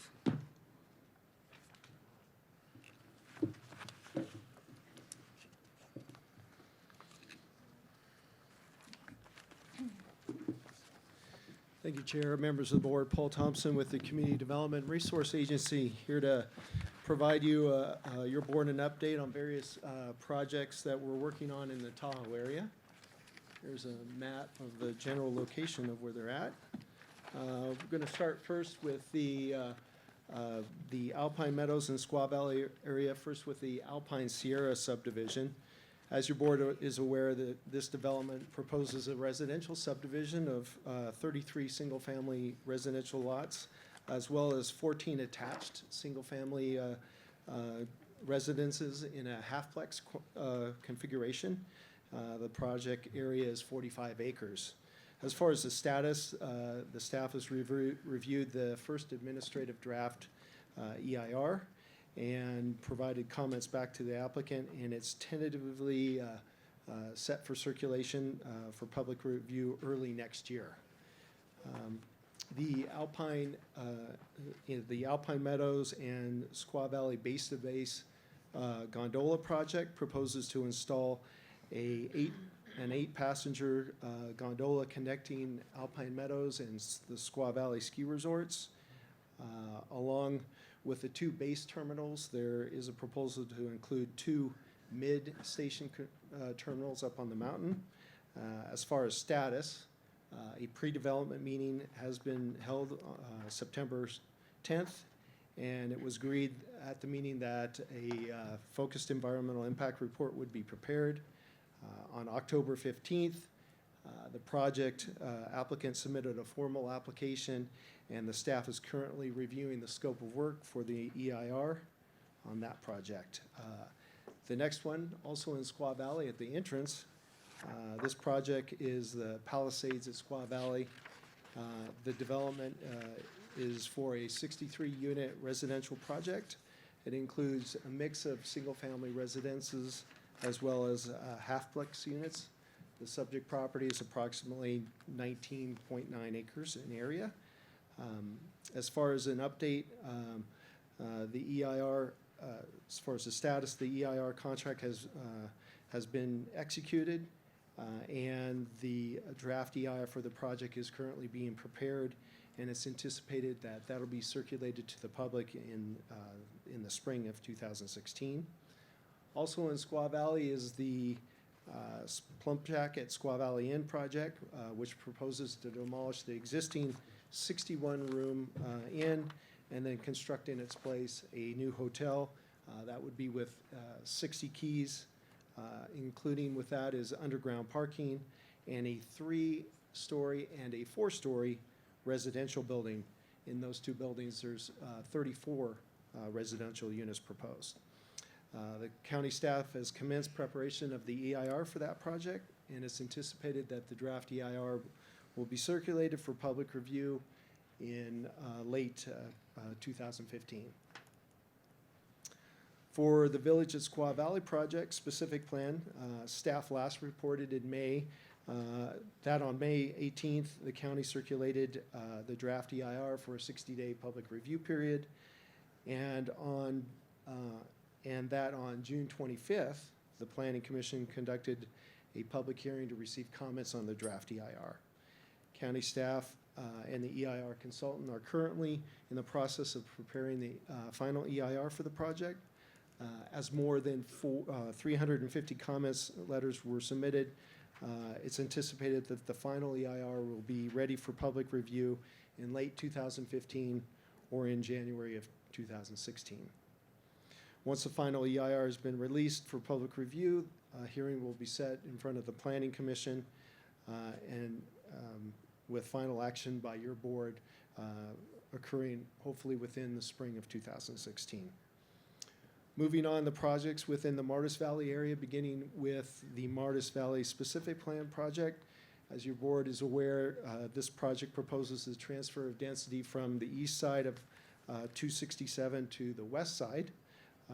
The proposal also includes adoption of a specific plan to identify development patterns and densities for 760 residential units, as well as approximately 6 acres of commercial within the specific plan area.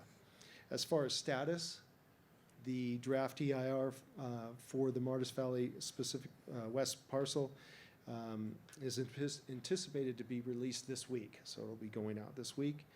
Once the document is released, hearing on will be set at the Planning Commission. Tentatively, that is scheduled for November 19th, and it'll be here in the Tahoe area. Preparation of a final impact report will commence after the close of the public review period, and that will then go to the Planning Commission and then to your board for final action. Moving on to projects within the Tahoe Basin, and I got this wrong in the staff report. The Brockway Campground was actually under Marsh Valley project, so I apologize for that. It's actually in the Tahoe Basin.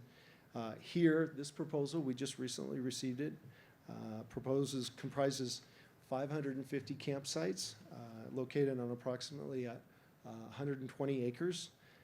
The project is located near the Brockway Summit on the west side of Highway 267.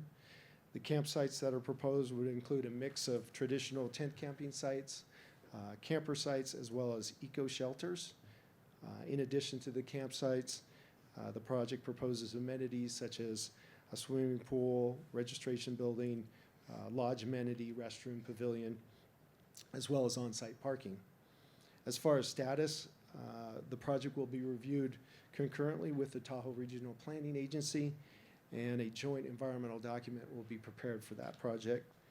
Placer County and TRPA are currently working on the review of the EIS scope of work, and that will be followed by review of the initial study and the draft notice of preparation that will go out. It's anticipated that the notice of preparation and subsequent scoping meetings on the project will be within the next 45 to 60 days.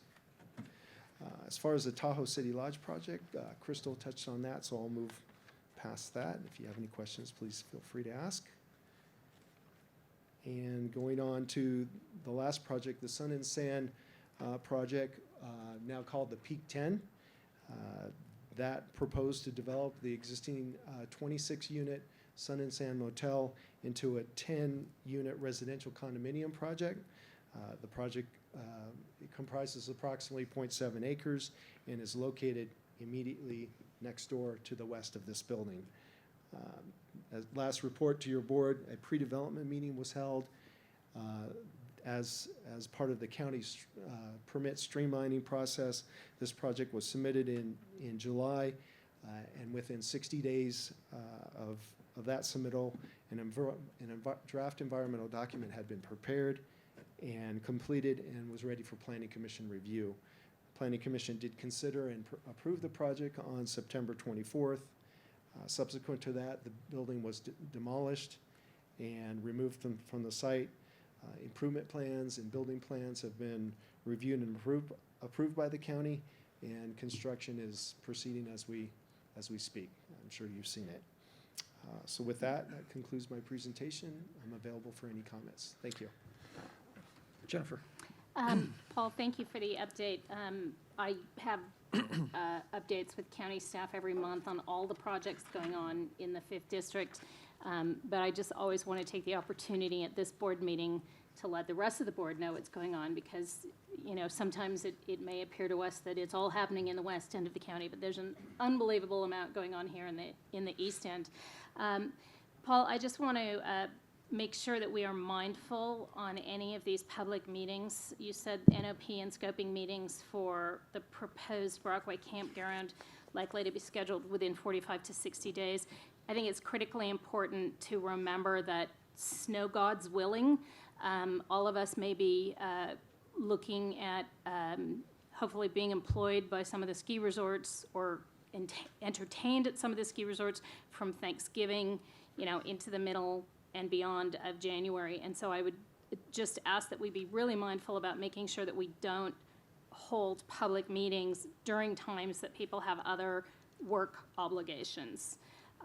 So I think that's, we forget sometimes that we are highly seasonalized here in terms of work and opportunities to attend meetings. So please just keep that in mind. Will do.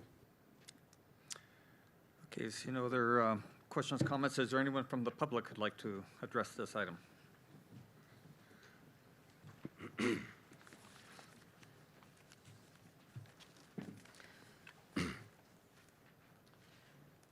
Good morning. My name is Tom Moores with Sierra Watch, and I'm here today with some Keep Squaw True supporters who I think are still filing in the room because of proposed development in Squaw Valley and what it would mean to North Lake Tahoe and the east end of Placer County.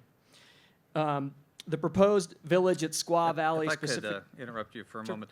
There's another adjacent room with all of the amenities you'd need to observe. So rather than violate fire code, and you're happy to have you all here, but you don't all need to be in this room if you'd prefer some more convenient seating or observation. So go ahead, Tom. We appreciate the other accommodations. I think they wanted you to know that they are here today because they care about what's going on here. So thank you. And they care because this proposed development, the Village at Squaw Valley specific plan, would really remake the region with development of a size, scale, and scope we just haven't seen here. With more than 1,500 bedrooms, thousands of new daily car trips, and even the indoor water park, it threatens everything that we value about the Tahoe Sierra. And that's not just our opinion, the opinion of me and the folks in the purple t-shirts. That's the clear consensus of those hundreds of comment letters that were submitted on the county's draft environmental impact report.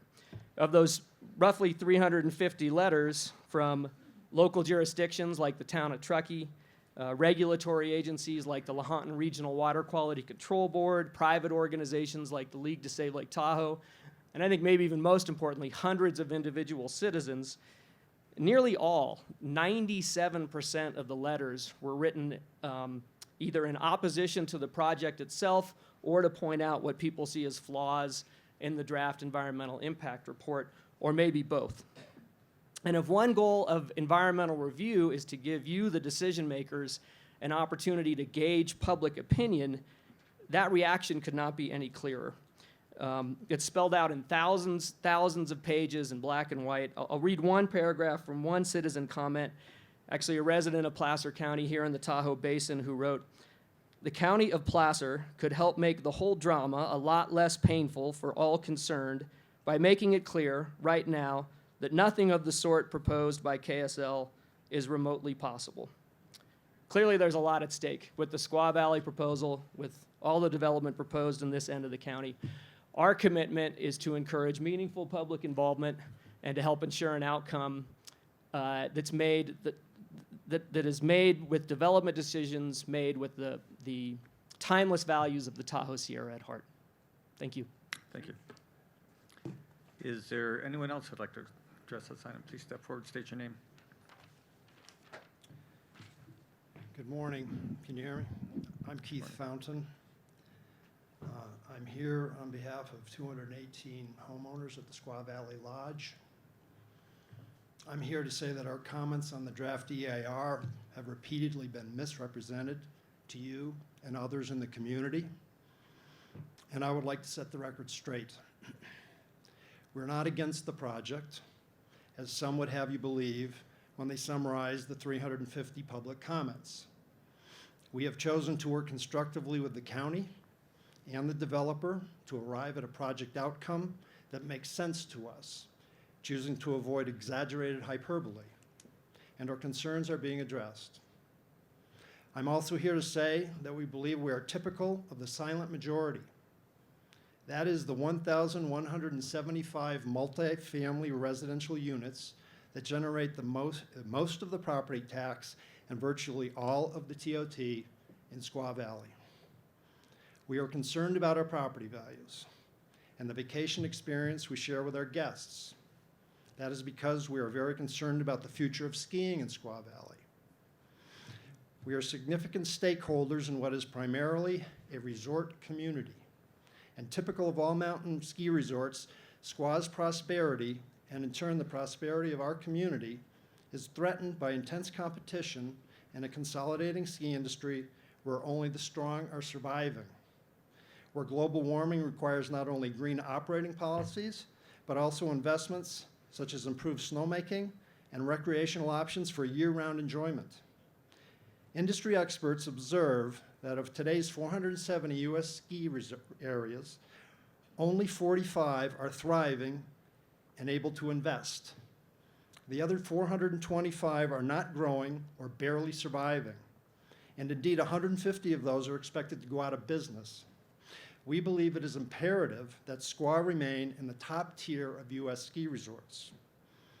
As our comment cited, quote, Squaw Valley Lodge Owners Association is enthusiastic about the potential opportunities of the project will bring to Squaw Valley and encouraged by the revisions the applicant has made during the application process in response to community concerns. It is our opinion that the majority of the stakeholders in Squaw Valley, those who own property and businesses there, are also encouraged by those revisions. And it is the vocal minority that misrepresent us when they say we are against the project. If I may take another moment, I'd like to be specific about the vocal minority. It is Sierra Watch which has been the most strident agitator in opposition of the proposed development. It has no visible stake in the continuing success of the resort community, the maintenance of property values, or the preservation of job opportunities for those whose livelihood depends upon commercial well-being of Squaw. And we believe that well-being is compatible and with good stewardship of the land. The proposed development will fund creek restoration, the continued culling of diseased trees, and maintenance of hiking trails, as well as the continued preservation and enhancement of lift, grooming, and snowmaking equipment that cannot be financed by lift tickets alone. Thank you for listening. Thank you. Next, please. Good morning, Ellie Waller, Tahoe Vista resident, member of the North Tahoe West Area Plan Team. As requested by the applicant at the TRPA Governing Board, they asked the public to provide factual information. I expect the same factual references to be identified in the environmental documentation prepared by TRPA, Placer, and the applicant consultant. Moving on, the Placer County Tahoe Basin Area Plan Section 4.5 Land Use Diagram states, Land Use 4.1 of the Regional Plan Update. Since the development permitted under this plan is generally limited to existing urban boundaries in which uses have already been established, the concept of land use plan is toward encouraging infill and redirection. The area plan includes conservation, backcountry, recreation, mixed use, and tourists. Conservation is defined in LU 4.1 as conservation areas are non-urban areas with value as primitive or natural areas with strong environmental limitations on use and with the potential for dispersed recreation or low-intensity resource management. Conservation areas with value as primitive or natural areas with strong environmental limitations for this dispersed recreation. High hazard lands, fragile areas, isolated areas that do not contain the necessary infrastructure for development, areas capable of sustaining only primitive recreation. That is TRPA Chapter 90. Dispersed recreation is also activities such as hiking, jogging, primitive camping, nature study, hiking, cross-country skiing, etc. This does not usually involve the use of developed facilities. Outdoor recreation uses that require few to no developed facilities require no motorized vehicles and generally occur in rural areas. Be mindful that campground is on a ridge at Highway 267, 1.1 mile in on the Fiberboard Freeway. That designated area is timberland production with a special use for a campground. This type of campground has not been defined by TRPA or Placer County in code. Stating 832 campsites could be allowed is much different than what the environmental analysis will surely show as less than 550 requested. That's just a guess. I also concur with a recent 13-page comment letter from the League to Save Lake Tahoe questioning the appropriateness of the Brockway proposal. At a recent TRPA governing board meeting, Clem Shute, California governor appointee to that board, is weary of the former proposal of 112 residents for that site suspended instead of abandoned. He called it suspicious and that it was a threat to have it still lurking out there. Shute and others, I'll just finish up. Shute and others pointed out how the regional plan says development should occur near urban areas of town centers and that campgrounds per plan area statement should be near infrastructure. This proposal does not conform to these existing criteria. Thank you. Thank you. Anyone else? Seeing none, we will move on. Nope, I apologize. My name's Dave Sheets. I'm a resident of Truckee, so I'm not a resident of Nevada or of Placer County, but Nevada County. And I think a lot of us here feel the same way about the fact that our counties are controlled in the west and we have limited representation in the east, and I think that's somewhat the situation here. I think most of the people that are affected by this project at Squaw Valley Most of those areas, the homeowners that own the property don't vote in Placer County. But anyway, I wanted to touch on a couple things. I used to run the snowmaking and grooming departments at Alpine Meadows ski area, and that's a very intensive use of water. Our system was somewhat adequate for addressing the needs of that resort as it is built right now. When we were at peak flow, that was about 3,000 gallons per minute. Squaw Valley's system is woefully inadequate as it is right now. I'm not sure what their peak flows are as far as water is concerned, but I realize that the project has addressed the potential for developing water from Martis Valley to bring it over to the project for Squaw Valley. The resorts that Squaw Valley compared themselves to in this thing, Park City, Whistler Blackcomb, et cetera, have intense snowmaking systems that use incredible amounts of water. I would think probably in the order of 10 or 12,000 gallons per minute at peak flow. These are things that need to be addressed in Squaw Valley's plan and in their operating plan. I think it's, right now on powder days, the traffic on Highway 89 is bumper to bumper, and that's on a Friday. So I think that a lot of things are not addressed in this. KSL said in their original plan, they plan to shine the place up and sell it. They're not going to be around to pick up the pieces of when this all comes down. Thank you. But thank you for coming here.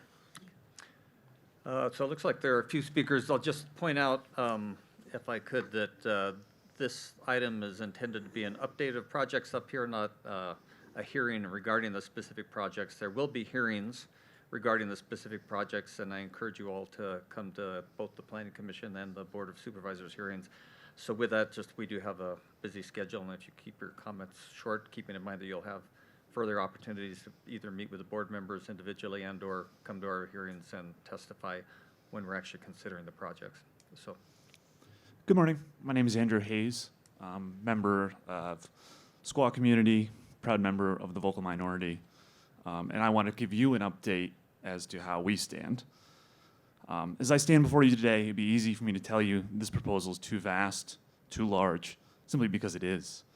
It'd be easy for me to talk about the fact that the proposal is out of touch with the culture and values of the region as a whole, because it simply is. It'd be easy for me to stand here before you and point out this project lacks all sense of imagination and innovation, and it fails to represent a vision for the future. On the contrary, is simply put a tired and outdated rehashing of virtually every ski resort redevelopment project undertaken in the last 20 years. Redevelopments that have undeniably been met with limited success, because that's exactly what it is. However, today, I choose to appeal to the board in the universal language, the language of money and revenue. This parcel represents one of the most valuable assets that the county possesses, and with that asset comes the opportunity. I strongly believe that we owe it to ourselves to ensure that we approve a plan that not only benefits the region in short term, but provides for future generations.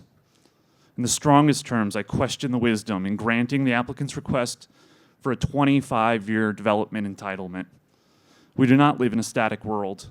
The notion that a project that is approved today will be representative of the needs of the region a quarter century from now is naive at best and irresponsible at worst. I ask the board to look deeply, given the specter of climate change, given the fluctuations in the trends and in the ski and leisure industry, given cultural and economic benefits that haven't even been imagined yet. Does this proposal set us up for the future, or damn us to be stuck in the past with an outdated model before it has even been completed? With a project of this scale, a scale that will unavoidably reshape the character of the region, is it responsible to hand over the reins to one unproven entity to define our collective future? I stand before you and I tell you that it is not. The people of this community wanted a bigger voice. The people of this community want to see a more tempered approach. The viability of this project should not hinge on being allowed to have free rein for a generation. Show us results, show us tangible benefits, show us commitment, and allow the community itself to decide if it wants to proceed. We should not be forced to wait 25 years before we can measure if the promises that have been made along the way have been met. I believe it's the board's responsibility to the future of this county and its residents to deny the development agreement for 25 years. If a developer is choosing to build out in phases, the county should retain the rights of approval for each future step. The builder cites changes in industry and changes in the economy. I believe it is right to anticipate these challenges and that the rights of the community are best served with the ability to evaluate our future when we get there. Thank you very much.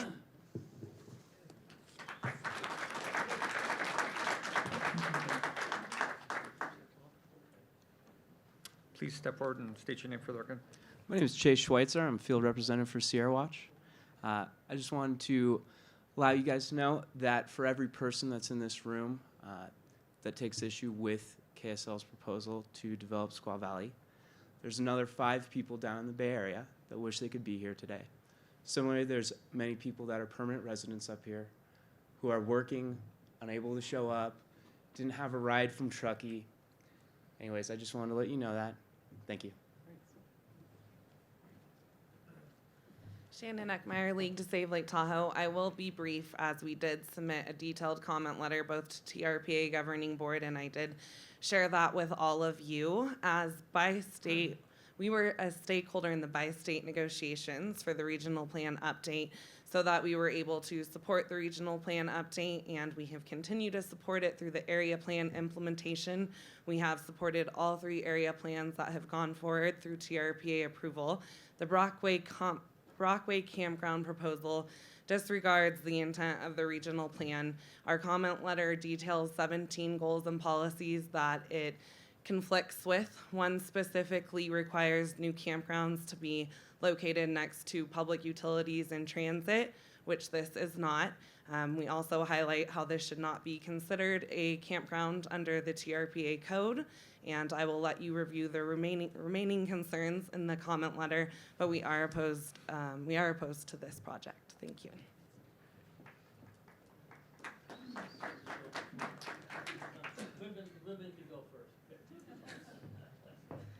Well, that was very gentleman of you. Good morning, Board of Supervisors. Alexis Aller, Executive Director of Mountain Area Preservation. I'd like to just take a moment to provide public comment on 3 of the Tahoe area projects, and I do understand this isn't a hearing. I just think it's important to have public concern out there and also visit you when you come to the area. Martis Valley West, as many of you know, Mountain Area Preservation is a signatory of the Martis Valley Opportunity Agreement. With that said, I think it's important that the Placer County Board of Supervisors know that Mountain Area Preservation nor Sierra Watch have seen an updated specific plan. We have not been at the table to discuss the project, our concerns, and actually mitigation that we have suggested. So I just want the board to know that when the draft EIR is released and the specific plan, Mountain Area Preservation will be critically analyzing both of these proposals, as we feel both Brockway and Martis Valley West are too intense for the landscape. Last month, I provided public comments to the TRPA regarding Brockway Campground. Many of you probably have seen our joint op-ed between Sierra Watch, the League to Save Lake Tahoe, and MAP. We are opposed to the current application. We feel it's too intense. It really is at odds with the goals of the regional plan as an active participant during that process, and we'll be critically analyzing that proposal as well when it comes forward. And then regarding SQUA, you've heard a lot about SQUA, so I'll keep it pretty brief, but we did provide comments on the draft EIR, and our main focus is really the regional impacts. This proposal is far too intense for the valley and the region, because it's not just Squaw Valley where those impacts are going to be captured. It's going to leak out to the basin and Truckee. And so we submitted a 10-page comment letter focused on traffic. Employee housing is a big issue that we're concerned with, especially as we're moving forward on some affordable housing proposals within Truckee. And so, you know, in our comment letter, we did really push the applicant to look at this 50% reduction. We feel that could minimize these environmental impacts, and it also could be a way to redevelop in a more sensitive manner without really deteriorating the integrity of Squaw Valley and the regional surrounding environment. And just one last comment. I appreciate Jennifer saying, questioning on the NOP for Brockway. We are about to move into the holiday season. Thanksgiving's before us and Christmas, and so if there's ever an opportunity for Placer County to appropriately route these projects as they go into the environmental review process and the public process, please be considerate of the community and people's family time and the holidays, because in the town of Truckee, we're about to approach a final EIR hearing right before Thanksgiving. And then with Brockway and Martis Valley West, we'll just have a really fun holiday time ahead of us for environmental advocacy. So thank you. Hello again, Ann Nichols, North Tahoe Preservation Alliance. Just wanted to say that, we're looking at about 3,000 units in Martis Valley and Tahoe, probably actually more closer to 4 if you count Boulder Bay and Homewood, and if everything gets built out. I just don't know how we're going to be able to handle this. So, everything that has been said about SQUA, obviously, it's just going to be a real blemish, as I was quoted, I guess. But anyway, the situation with Martis Valley West on the ridge with the campground, it's the same issue. It's a town about the size of Kings Beach, 3,000 people up on the top of 267, 1 mile in. I mean, fire, traffic, it's just absolutely crazy. These are our iconic ridges around the basin. And for Truckee, too, we need to protect these things. We really would like it if you guys would give us definitive ridgeline protection in the code. Obviously, anybody that has existing rights right now to develop their property, that would stand, but no new zoning, no new changes to give new developments with sex appeal. So we have 2 petitions with 4,500 signatures. The Tahoe Area Sierra Club, the Toyabe chapter of the Sierra Club, the Tahoe Sierra Board of Realtors, the Incline Village Board of Realtors have all signed on to ridgeline protections. So please support us, and so we won't have to fight this every time there's a new plan. Thank you. Sure. Anne, before you go away, I actually have a question. So we spoke about ridgeline protection probably 6 months ago. Yeah, and I year. asked you at that time to please meet with my fellow supervisors. Have you done that? Well, I've been talking to everybody that I Have see. Have you met with my fellow supervisors? I have about Martis Valley West and about, but not about the Brockway campground. No, I'm asking about the ridgeline Yes. protection Yes. specifically. Yeah, I have. We have asked for that for 2 years. No, have you met with them? Have you I've met said- with Mr. Holmes and Mr. Wygant and Kurt and you. Excellent.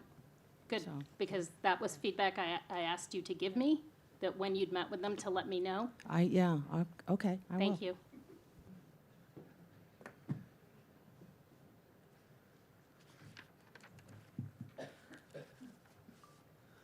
Good morning, Board of Supervisors. My name is Sherman Zell. I live in Alpine Meadows now for close to 50 years, and I've skied the area for over 55 years, and I'm still skiing.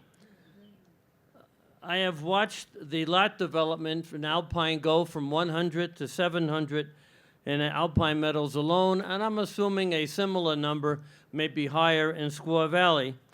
But what concerns me the most is not so much development, because that's going to happen. What concerns me is the traffic growth that used to take 20 minutes when I would drive on a holiday weekend or a weekend from Alpine Meadows to Truckee, now takes 90+ minutes. And that's an average of the last couple of years. I've been tracking it because I knew this thing was going to come about with KSL. A little bit of history. My age allows me, when I look at the young board here, to remind you that during the 1960 Olympics, there were many more people coming in for the Olympics on a daily basis than perhaps even what KSL is proposing right now, but they handled the traffic. I don't know if any of you were around when State 89 was 3 and 4 lanes wide, and they would reverse the 3-lane part, so in the morning, 2 lanes would be coming from Reno, and in the evening when people were going home, 2 lanes would be going back, and then it would split on West River Road and then go under the Mouse Hole. They took care of the traffic. From what I can tell of all of the proposals and all the things that I hear, I don't hear anything happening with State Route 89. A couple of other comments. When I take a look at the number of lanes that are capable of State 89, and I take a look at State 50, I don't know if it's a state or a federal highway, but I take a look at 50, where 50 is a 4-lane highway, it's the same amount of width on the road. So there is room from Squaw to the Mouse Hole where they can turn off on West River Road to actually enlarge that to 4 lanes permanently. If somebody really wanted to do that, that would at least minimize the traffic concern. So I have a very simple action that I am requesting of the board. It's really a simple one. I am requesting that the project not be allowed to move forward in any way whatsoever until the traffic handling situation on State 89 is handled like it was in the 1960 Olympics. As a senior adult, I sat here typing this up, and I said, I have to tell you this. As a senior adult with potential health problems, in the future, I would hate to meet my ultimate fate stuck on State Route 89 between Alpine Meadows and Truckee. I'm sorry I ran over. Thank you.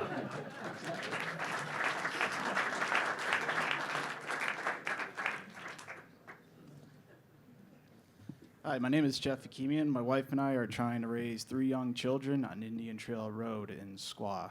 And our backyard is being proposed for employee housing and shipping and receiving. As a result of that, we have a neighbor who's trying to sell a house who also is butting right up to where the shipping and proposing is being proposed.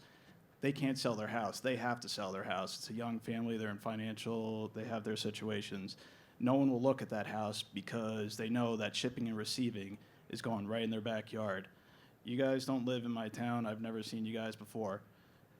You have to understand that just because KSL wants to come in and give you guys a bunch of money as far as tax revenue each year, that's great and all, but it's directly affecting the people who live in the town. I don't want to have employee housing in my backyard. Obviously, these kids are all a bunch of kids coming from other countries. They're just going to want to party in the woods, which KSL is proposing to put a buffer area of woods. Well, that's where they're going to be drinking, doing drugs, heroin with needles, having sex, partying up a storm. I don't want that in my backyard for my children to me say, hey, you can't go there. Well, obviously, if you guys have kids, you tell your kids not to do something, they're going to go do it. I don't want to have that situation where I'm going and telling kids in the middle of the night to stop partying in the woods and me getting into altercations with them. I think that's unfair. There's plenty of places that these things could be going to. I'm all for a proposal. I like what KSL is trying to do, but they're not addressing where the local people are going to be parking. The entire parking lot's going to be gone, which is packed with cars on any given weekend. They're not talking about how they're going to put parking garages on 89 so people get shuttled in. I haven't heard anything about that, but that's what I've heard from someone. I just don't want to see my value, my life be ruined because KSL wants to do things. If they want to put employee housing and shipping and receiving, there's plenty of places that they could put that in a place that is fair for all. I'm paying a ridiculous amount of property taxes to Placer County, and this is what this is my appreciation. I'm having employee housing and I'm having shipping and receiving in. If I had to sell my house today, no one's going to want to buy my house because they know what's going on. And that's just not fair, especially since we're paying property taxes. And my last statement is, if anyone wants to ruin my backyard, I'm going to ruin your backyard. Thank you. Okay. We'll now move on to item 7. Thank you for your comments, and then keep apprised as to when the projects actually do mature. You'll have plenty of opportunity for public comment, and we will actually be looking forward to that. So we're going to hear a presentation on the North Lake Tahoe Resort Association, and Jennifer is going to kick that off for us.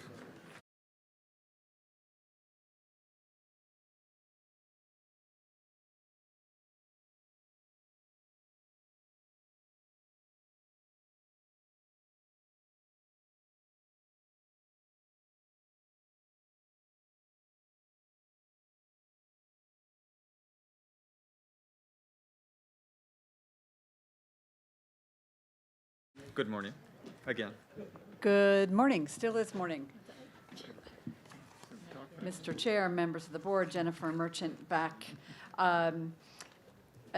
We've got 2 items here, presentations as required by the Resort Association Placer County contract, which your board authorizes each year to make recommendations on allocation of TOT revenues and also funds infrastructure projects, various visitor services, and implements marketing programs that benefits tourism development in Placer County.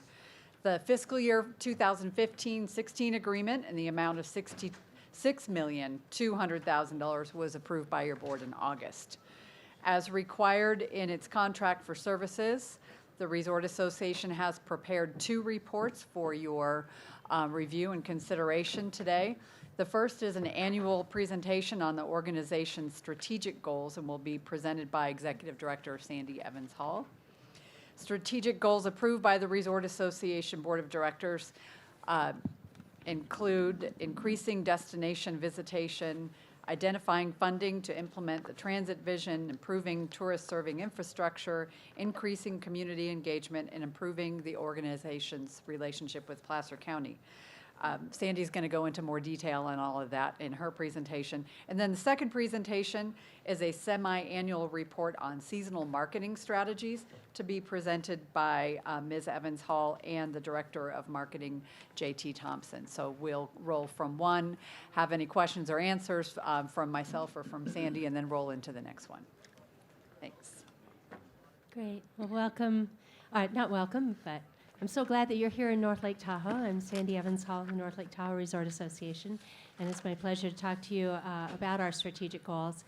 This is going to be a little bit repetitive on what you heard earlier, as it should be, because as the master plan has been developed over the last 3 years, we've also been working on our strategic goals, and they should be aligned, and you're going to see definitely some alignment here. We started in 2011 with a first set of strategic goals when I arrived here that were from 2011 to 2016. And as we are approaching the end of that 5-year time frame and had accomplished several of those key strategic goals, we embarked upon a new retreat this year in June to identify some strategic goals for the next 5 years. So that's where we're on right now. These will just be kind of starting out. And again, as they align with our master plan, we're on the right track. So we've got in marketing, sales, and visitor information, we do want to increase our destination visitors. We've identified a target of 10% in the summer and 10% in the winter of those people coming by air service. And so we'll be looking at increasing that by 29% or up to 29% in the summer coming by air and up to 40% in the winter coming by air. We also are looking at human-powered sports as a great way that we can enhance this destination visitor because of, like I said, some of the events that we've been able to bring in. I don't know how many of you are aware of the Spartan World Championships that we had hosted here in early October. Did any of you see any of that? This brought in people from all over the world. We had over 12,000 people in the Squaw Valley area participating in this race that was televised by NBC Sports Network. And we are currently negotiating with hopefully having them back next year and into the future. This is definitely part of our human-powered sports. And if you train really hard, you too can do the Double Beast, which is a 30-mile run with 60 obstacles along the way. And should you choose not to do any of those obstacles, such as swimming in the freezing cold water, you can do 30 burpees right there on site for each obstacle you miss. Just something to get ready for. We also are going to increase our visitor information distribution. We talked about using technology, but this is taking a little bit farther in terms of really looking at the various areas that we are going to be having information available. That'll be the different airports, making sure that we have a solid distribution of information through our Auburn Welcome Center, through the Truckee Welcome Center, through the Reno and Sparks Welcome Center. So there are various places that we're really trying to make sure that we're reaching our visitor and using the technology that we have available. We also want to say by 2020 that we will have marketing strategies, and we'll be producing these for about every 3 years, but we want to make sure that we're addressing the millennials and the climate change, or the things that we're seeing with the different demographics that are coming to this area. So in terms of the climate change, for instance, we want to make sure that when we're starting to talk about winter and spring activities, we're focusing on the ski areas and on the making of snow. It snows every day in North Lake Tahoe. But we're also able to switch gears and talk about trails and biking and other activities that can happen. We know over the last 3 years with our minimal snow levels, we were still attracting a lot of visitors that were coming up here and thoroughly enjoying their time in North Lake Tahoe. And they were golfing and they were paddling and they were biking. And so we need to keep in mind that we can do all of these things year-round up here. We want to establish funding for our transit vision, and we're already starting out, as I mentioned, with the half-cent sales tax that we're investigating right now, and hopefully if we decide to bring that forward, it would be on the ballot in 2016, a portion of which we're recommending be used towards this transit vision, a portion of which we're recommending be used towards our trail systems. And as you can see, there are a lot of different things that we can use our transportation dollars for, but we think the most important is going to be looking at our hours of service and our frequency of service in terms of what we do up here in the near future. We also want to improve our tourist serving infrastructure, and as I mentioned earlier in our master plan, that's trails, trails, and trails. Mountain biking trails, Class 1 trails, and really completing all of those. And yes, Jennifer, we want to complete that Lakeside Trail and make sure that that connects. Our organization capacity is another area that we set some goals in. We want to increase our community engagement by 20% over 14 and 15.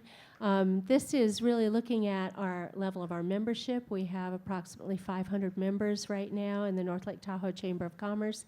We want to look at how can we increase that membership, because that is a group of business people that we're constantly communicating with and that we can advocate with for the things that we want to do in Placer County.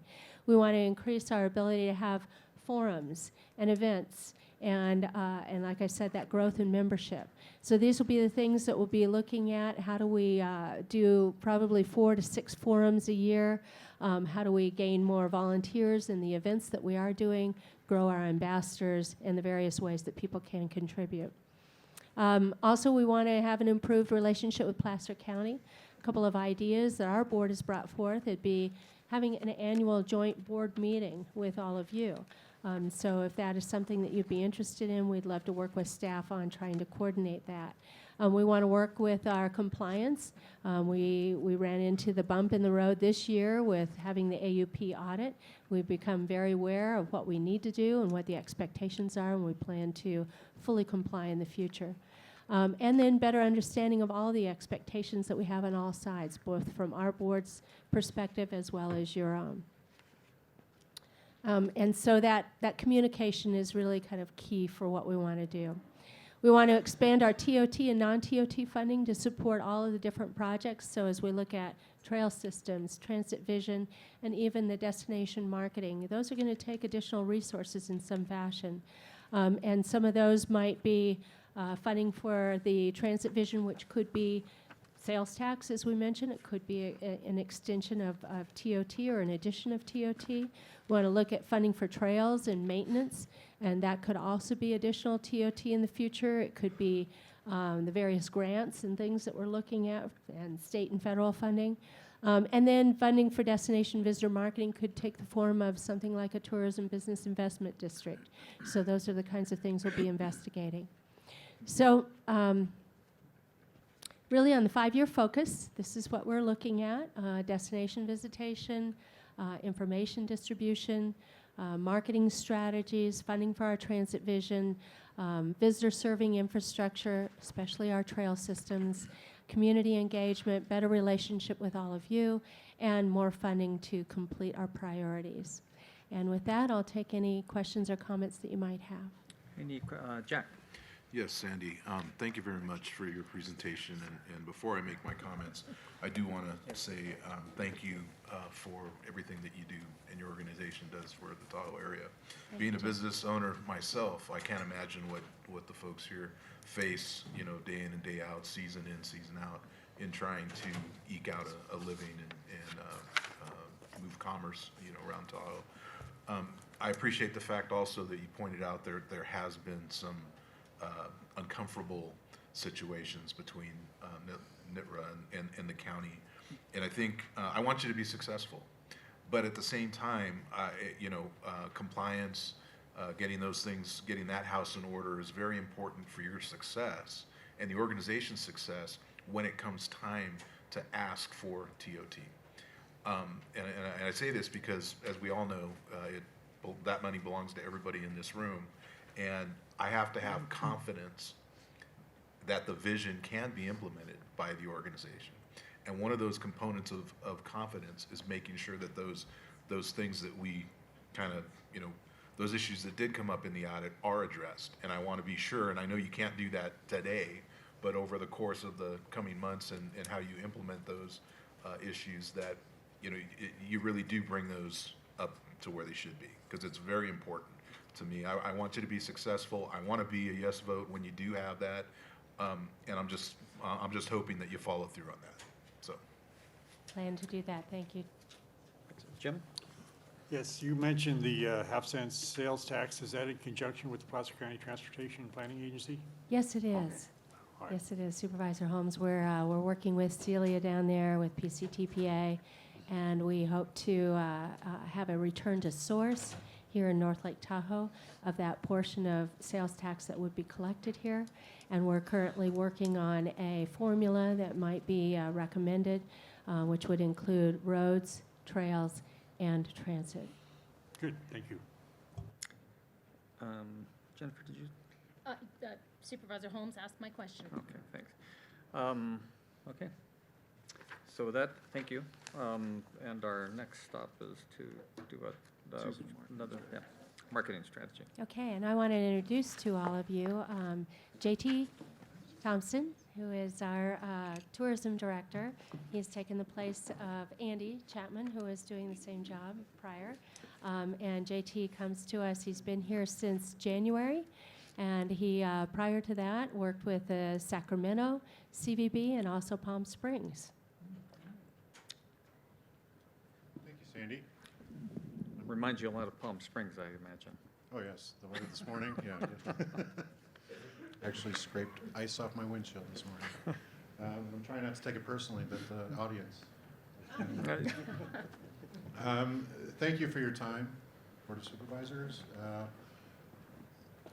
I have the lucky job of selling and marketing one of the most beautiful and iconic destinations in the world, in my opinion. And I know that there's a lot of people out there that agree with me. One of the things that I struggled with when I first got here is how do we revise the marketing plan while keeping Lake Tahoe, North Lake Tahoe, top of mind in the Bay Area, as well as increasing with our strategic goals, as Sandy was just pointing out, increasing destination travelers, which is somebody further than, say, 4 hours away, or somebody that gets on an airplane to go to a vacation. Our winter marketing efforts include both advertising as well as a very large focus on PR, with some in reserve for the unexpected or the unknown, the future, basically. We don't know what El Nino or monster El Nino is going to bring us, so we do have some set aside for different situations. But we really need to generate, with the public relations, for international, regional, and local media coverage that circulates throughout the world. We have our leisure sales efforts, which is a concentrated effort with international representation in the United Kingdom and Australia. That has primarily focused on ski in the past, France, and then as well as beginning efforts in Mexico, Canada, and China, which are emerging markets that coincide with the plan for Visit California as well as Travel Nevada. We have conference sales efforts, which are, we're looking to increase our resources with expanded sales position in Chicago, Atlanta, and Washington, D.C., where a lot of the larger meetings would come from, but they do as well stay longer. Typically midweek, they would come in on a Sunday, depart on a Thursday. We also have increased emphasis with small meetings from the Bay Area and Southern California, which those are typically anywhere from association business to Smurf business to sports business that we can go after that would stay midweek as well. We have a social interaction campaigns, our strategy to build followers and engage on social networks. As somebody was saying, actually, I think it was Sandy was saying earlier, this in travel, this is what inspires people, believe it or not. This is where they get their inspirational message. This is about 70 to 80% of people now are looking on their phones to find the next place that they want to take their holidays, to follow their interests, their loves, but also to take their families on vacations. So we want to engage these customers on social channels, Facebook, Instagram, Twitter, and we do that through contesting, as well as giving the inspirational traveler something to look forward to. And special events programs, and we're continuing the emphasis on human-powered sports, and then our consumer marketing plan, which I'll get into now. Our business objectives and goals is obviously increasing traffic to GoTahoeNorth.com. That's where we want to get people to. We developed a brand new website. We want people to use it. Our numbers are increasing for the unique visits to our website, and we are hopeful that people will be able to find what they need in order to book a room as well as all their activities while they're in North Lake Tahoe. So we want to be the source for that. We want to increase midweek heads and beds, and we want to maintain the North Lake Tahoe brand. For activities, all the human-powered sports that you can imagine, you can do here in North Lake Tahoe. Our authentic feel, it's a real experience. We want to let the traveler know that the experience that they get in North Lake Tahoe is why people live here. So we want you to come and visit and experience that. Down to earth and inviting tone, and obviously the lake is the backdrop. It's one of the most iconic lakes in the world, and we're very proud of that. This is our media strategy, and how are we going to be effective through that? And we're maximizing our reach through cost-efficient media channels. There's a lot of different ways that you can reach consumers digitally. We want to make sure that we're able to track this, the opportunities that we can track to allow us to optimize this based upon success. If we're seeing something that's working, we want to keep what's working. If it's not working, when it's digital and not print advertising, we can pull what's not working and focus more upon what is working and drawing more people to our website. We want to saturate the Bay Area and focus our efforts in Southern California. In the Bay Area, we're doing a lot more of the PR and the social, which is not the purchasing. We're purchasing social pushes on Facebook and Instagram and Twitter in Southern California markets, which I'll get into a little bit later. But we want to target through multiple touch points and stay top of mind and create a sense of urgency. And we connect our audience through brand engaging environments. This is something that it'll show. Let me show you here. This is the booking pattern for the traveler when they're looking at a destination. If your family is looking at a destination, anywhere from 20 weeks out, you're not ready. You're thinking about it. You're researching things. Within 16 weeks, you're looking at 5 different destinations. Within 12 weeks, you've narrowed it down to 3 destinations, and you've actually thrown a couple of hotels in there because of the research that you're doing. 4 weeks out, you've picked your destination, but now you've got more hotels choice. So hopefully by this time is when we've been able to get the person that is considering a travel vacation on our site. They're choosing their hotels, and they're going through all the other things of booking it and then coming. And then we also want to make sure that we're taking care of this consumer after they leave, or while they're here. They leave, they give great reviews for the hotels they're staying at, the restaurants, the retail shopping, as well as the destination itself. We want to make sure that everything is positive. Our public relations strategy is to inspire and engage, and basically selling a story, giving the inspirational story of the lake, of have you ever been paddleboarding before on a crystal clear lake that you can, I mean, the views are beautiful and spectacular. We want to make sure that we get that messaging out there to inspire people to look to come to Lake Tahoe, as well as in the Bay Area, but it's also on Facebook and it's global in scale. In the Southern California market, which is one of our top growth markets, the media focus is reaching long-term vacation planners. Again, it's a PR focus for family destinations, getaway both on and off the mountain. You don't have to ski to come in North Lake Tahoe in the wintertime. I know a lot of people in Southern California have never seen it snow. And there's also people in Sacramento that have never actually touched snow. So you don't have necessarily, and the messaging is to come up here and be inspired. Northern California, again, it's a PR focus, maintaining the present through a consistent flow of information through the different media outlets that we already have relationships with. In all of California, we have search engine marketing activated to reach all California hand raisers or people that are looking for a majority of, one interesting statistic on California tourism is that a majority of destination travelers in California are from California. So we want to make sure that we're capturing that market because it is the easiest and most economical for us to reach. A national PR focus of the destination getaway, especially focused on our direct flight markets in Reno and Sacramento. The digital creative you'll see is kind of, these are small banner ads that you would see either on a website that you go to, a travel website, or on your phone. And when you're going through this will pop up if they notice that you're interested in anything from mountain biking, road biking, hiking, camping, to water sports. And what it does is it comes up and it scrolls through that image, and it's very direct that you love Lake Tahoe, the Tahoe version. Another one is the stargazing, which one of the reasons I love Lake Tahoe is because at night I can go outside and I can just look up and my backyard is like a planetarium. Growing up in Chicago, I couldn't see that. So it's nice for me to be able to share that with my children here in Lake Tahoe. The messaging that we're trying to get across is to everybody. Don't teach your kids astrology on an app or on your phone. Come up here, bring them up to Lake Tahoe, show them, take them outside at night and look up.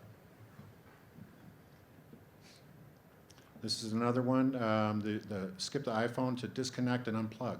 Great place to do it is North Lake Tahoe. Guy's taking his iPhone, skipping it across the water, and it's end is the perfect place to unplug. And as well as the messaging down there is more for families. Get your kids off the iPads, get them outside, get them jumping off docks into the lake. Public relations and creative solutions. This is more of the contesting that we do. With the events that we have and the events that we help sponsor, we do get tickets, and we do socially create contests to give away those tickets to make sure that more people are know about the events. They share these. They like it on Facebook. They share it with their friends. We get real-time response. It's a hands-on approach to media relation. And we also focus on events and non-ski activities as well. The fall and spring advertising in Southern California is directed at vacation planners in consideration of winter and summer bookings respectively. Knowing travel patterns and the way people book travel, we want to make sure that we're getting a message, an inspirational message out to them for the beauty of the area. Not just skiing, not just snowboarding. But we want to make sure that they're inspired to come up here and find who they are, so to speak. But these are some of the platforms that we're going off of. When these are completed in April, we'll have over 75 million impressions online. And this is something that is a lot easier to do than, and it's trackable, unlike print advertising or billboards.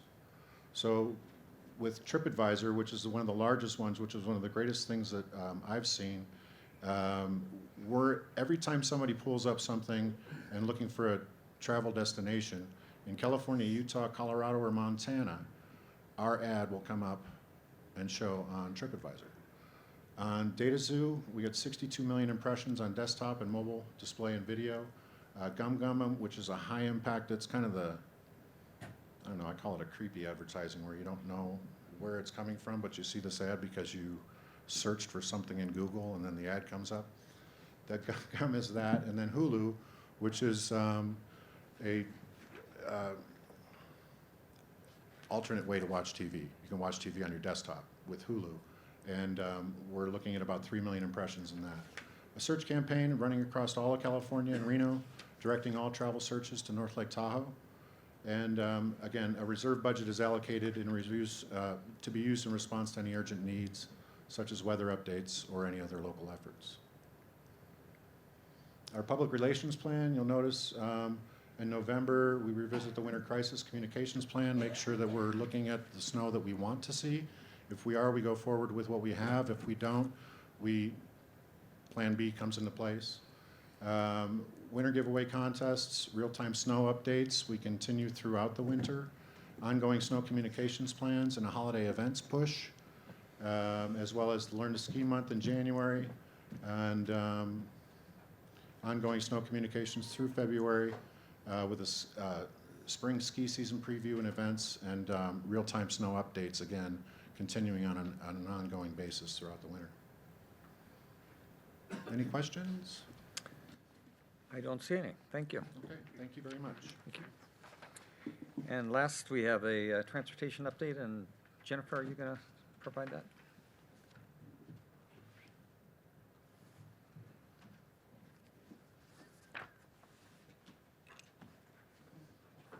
I'm going to stay parked over here since I've got all my stuff spread out everywhere. Looks like my desk at the office. So officially, good afternoon, board members. Jennifer again with the County Executive Office. I was asked to do this presentation today. It's pretty similar to one I gave to the Tahoe Regional Planning Agency Governing Board last month, to update them about what we've accomplished in relation to transit and transportation projects in our community, and what the current status is and what we're planning for the future. So you're going to hear some pretty consistent themes with what you've heard about already related to trails and transit, and touch on some of our projects that you'll also hear about in a little bit more detail later today.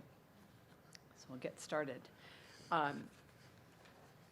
I'm going to talk about complete projects, more specific detail on transit operations and linkages, our regional trail network that we have a lot of partnerships in order to complete, and how we're working together to plan for the future. So I know you guys know where Placer County is, but I think it's important in this slide to really point out the varied area that we provide transportation services in Placer County. With almost a 400,000 population countywide, only 9,000 of our residents live within the Tahoe Basin, yet we carry over 300 riders on our transit service that's focused in the Tahoe Truckee region, mostly because our population inflates so much during the peak period. So we've got a lot of land to cover, is the message here in this slide. So investment to date, and a few of these projects, I know you've been on site on the Snow Creek Multi-Purpose Trail, so are familiar with that. I'm just going to roll through some of these slides pretty quickly. This construction for this project was completed in 2014, and I think this is a really great example of planning and implementing projects that have multiple benefits.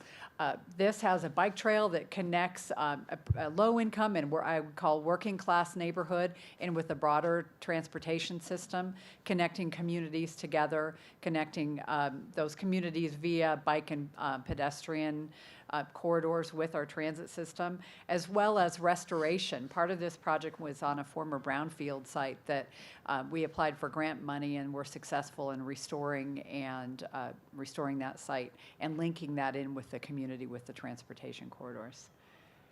Kings Beach Commercial Core Project, I'm not going to steal Steve and Dan's thunder because this is their baby. But again, really an example of partnerships with different funding sources and a lot of different leaders and stakeholders that it takes to get a project like the Kings Beach Commercial Core Project done.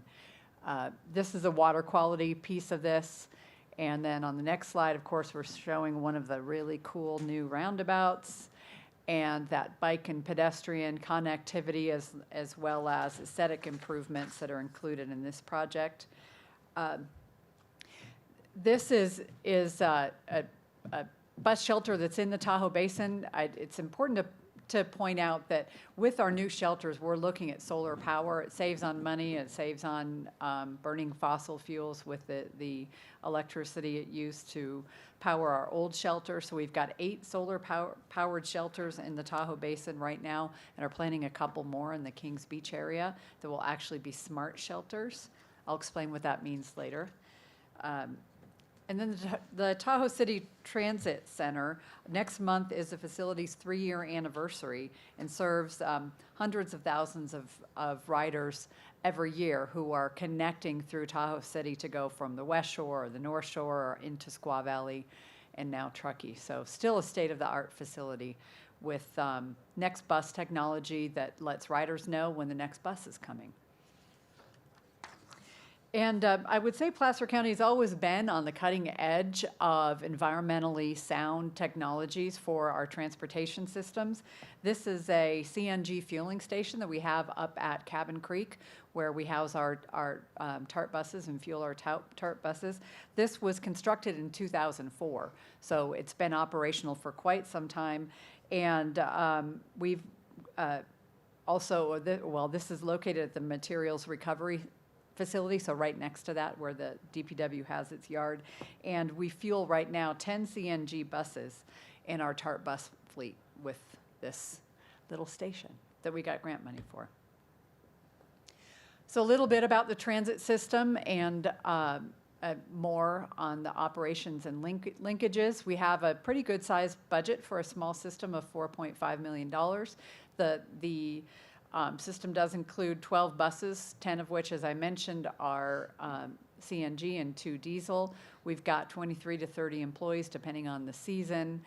Pretty significant ridership, and this just includes the TART ridership. We have peak season services that are funded with TOT money that bumps that ridership up even more. We have a lot of service partners, which I think is important to point out. So we connect in, as I mentioned really in that first larger slide of Placer County, with the town of Truckee, Washoe County Regional Transportation Commission. We operate the bus system that goes from Crystal Bay into Incline Village for Washoe County on a half-hourly basis, connecting in with our system there at the state line. Obviously work under permits with Caltrans and NDOT, mostly related to our bus shelters and their right-of-way.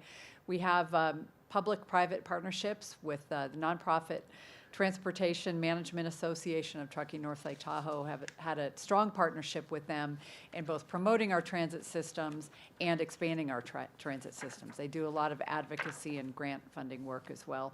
And then, of course, our regional planning agencies. We're in 2 regional planning agencies in this area, TRPA as well as Placer County Transportation Planning Agency. So things are a little bit more complex when we go to make changes to our service. Some basic information about our TART baseline route. And really, I think important to note here is the connections that we're making inside the Tahoe Basin and outside of the basin. You can get to I-80 where you can catch the Greyhound bus to go really anywhere in the country, which is pretty neat.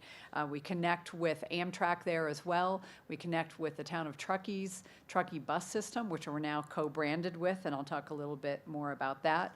On the West Shore, we connect in the summertime with the Tahoe Transportation District's summer trolley program, so folks can get from the North Shore to the South Shore in the summer months. So we're really connected geographically with the entire region, including some bus routes for seniors connecting into Reno now, as well as the airport shuttle that's funded with TOT dollars mostly. I know you can't read this, but I'm just showing it to you anyway. It's basically TART ridership for the last decade or so. You see a real peak there. And I think the important message here is how tightly our transit system is tied to our economy.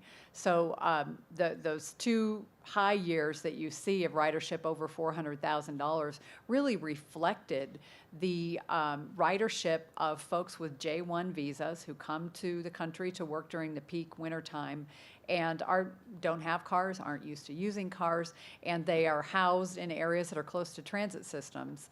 So we're able to get folks to work on a regular basis. And you see the real dip happened when the economy went south, and we've been building the system back up since that time. So a little bit more on the transit operations and linkages. As you've heard, increasing the transit system is a priority of the business community. It's something the Resort Association has been pushing forward. And we do use, in addition to our regular transit funding sources that we use elsewhere in the county. In the Tahoe area, we use room tax revenue to provide expanded services during peak seasons. So the transit vision would really build off of this existing kind of peak season network that we've created. And you see the list of services funded, proposed for, or will be funded for this year, 15-16, of $1.4 million. So it's actually a pretty significant above and beyond general fund investment that Placer County is making in transit in the North Lake Tahoe region. We are working to rebrand our transit system. I know you've seen this slide before, but just a reminder, we will have 7 new buses with this brand on it, including some new buses that will be coming later on this year. So we should have, by the end of this calendar year, maybe the beginning of January, almost 10 new branded buses. The town of Truckee just got theirs a couple days ago, and I've got a picture of one that I got a preview of. So this is a joint effort that really assists in making our transit system appear as if it's a single transit system. Even if we've got different operators in different communities, we've got one look, there's one place you can go to get the information. So we really think it's going to facilitate use of our transit system. And that's what the buses will look like. And these are the town of Truckee's. They use shorter buses because they've got smaller routes that they run with fewer people on them. So that's kind of what the cutaway version of a vehicle will look like under the town of Truckee's program. And you see they're calling their system TART as well. We added the word Truckee, so it's not really TART, it's just TART. But it's Tahoe Truckee Area Regional Transit. Like that, huh, Ron? Thank you. I want to move on to our trail network, certainly an important part of the transportation system in North Lake Tahoe. The good news is we've got 27 miles on the ground so far, so we're close to halfway there. We've got 35 miles to go, so job security for the engineers and construction folks out there who work in the bike trail business. And I really can't emphasize enough here the importance of partnerships in developing our bike trail systems. The Tahoe City PUD, as an example, has accomplished the Lakeside Bike Trail, 19 miles, a significant portion of what's been completed in our area, in part with state and local funding sources, including transient occupancy tax from Placer County. But it's really kind of takes a village to complete these trail systems. We've got also North Star CSD doing our Martis Valley trails for us out in the North Star area. So I've got some photos for you of the regional trail network. This is one of the bike trail connections into the Tahoe City Transit Center. So it's really a multimodal system where you can get on your bike, you can get on a bus, and shift from mode to mode as you make your way around the North Lake Tahoe area. Here's a photo of the Lakeside Bike Trail. This is the first phase of Martis Valley Trail. It's only a quarter-mile section. An additional half-mile section is being constructed to date that's going to take us up to some Army Corps of Engineers property. We've run into a little bit of a roadblock there, but still trying to work through that. If all else fails, we'll continue on the other side of that property up to North Star. I thought I had another trail slide in there. Guess I don't. Okay. I do want to talk about the real context that we're working in. As I mentioned earlier, it's a little bit complex because we do have 2 regional planning agencies that we work with and a lot of different plans that we work under, including TRPA's regional plan, their regional transportation plan, PCTPA's regional transportation plan, our area plans, the Placer County's multi-year capital plan, under which a lot of these projects get capitalized. The tourism master plan that your board approved today addresses transportation and transit. There is the transit vision plan, which I can go into in a little bit more detail later. And then there's also a regional trail plan that's going to be completed by the Resort Association as required in their contract this year. In addition to the planning, we've got some projects that we know are coming up in the coming year or two.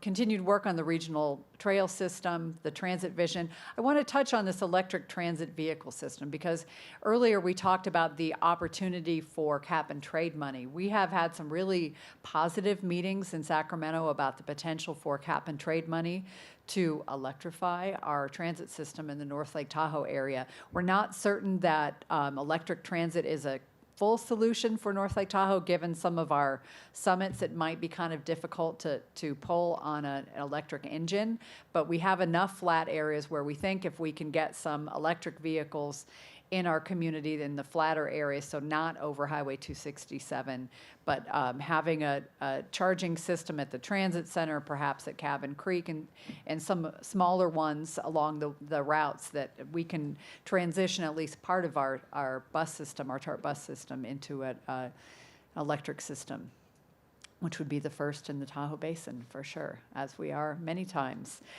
We've also got the Dollar Creek Shared Use Trail and Fanny Bridge, which are planned for spring of 16.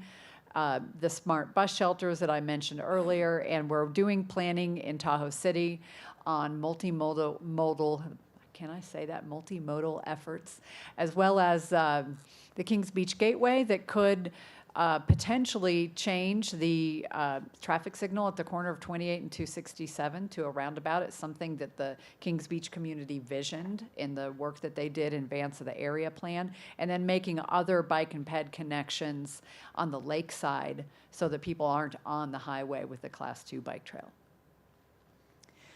On the bike trail network, those 33 or 35 miles left are awfully expensive. As you can see, it's about $2 million a mile. Some miles are cheaper and some are more expensive, but this is why it takes a lot of partnerships to put these projects together. So this is what we're looking at in completing these trail segments that have been identified so far as priorities in the Tahoe-Truckee region, putting together that kind of resort triangle trail system. There's that slide I was looking for.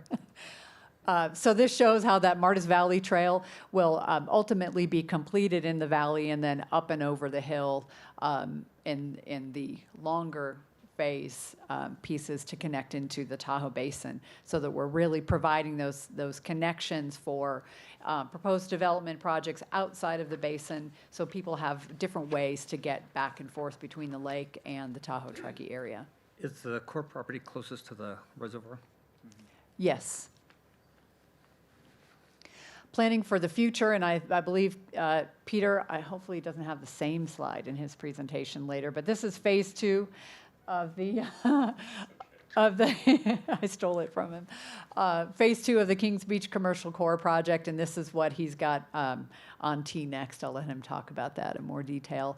I did mention the smart shelters, and I want to talk about this. So you see 2 bus shelters out there now. We're proposing 2 more bus shelters as part of the Kings Beach Commercial Core project, and you will be able to link in at those shelters to the next bus system, where on your smartphone you will be able to find out, just like you can at the transit center. These will be the first external shelters where you can get on your phone and find out how long it's going to be for that next bus to come. Really important, especially in transit systems that don't operate on a very quick basis. So when we're looking at hourly service or half-hourly service, this is an important feature of that system.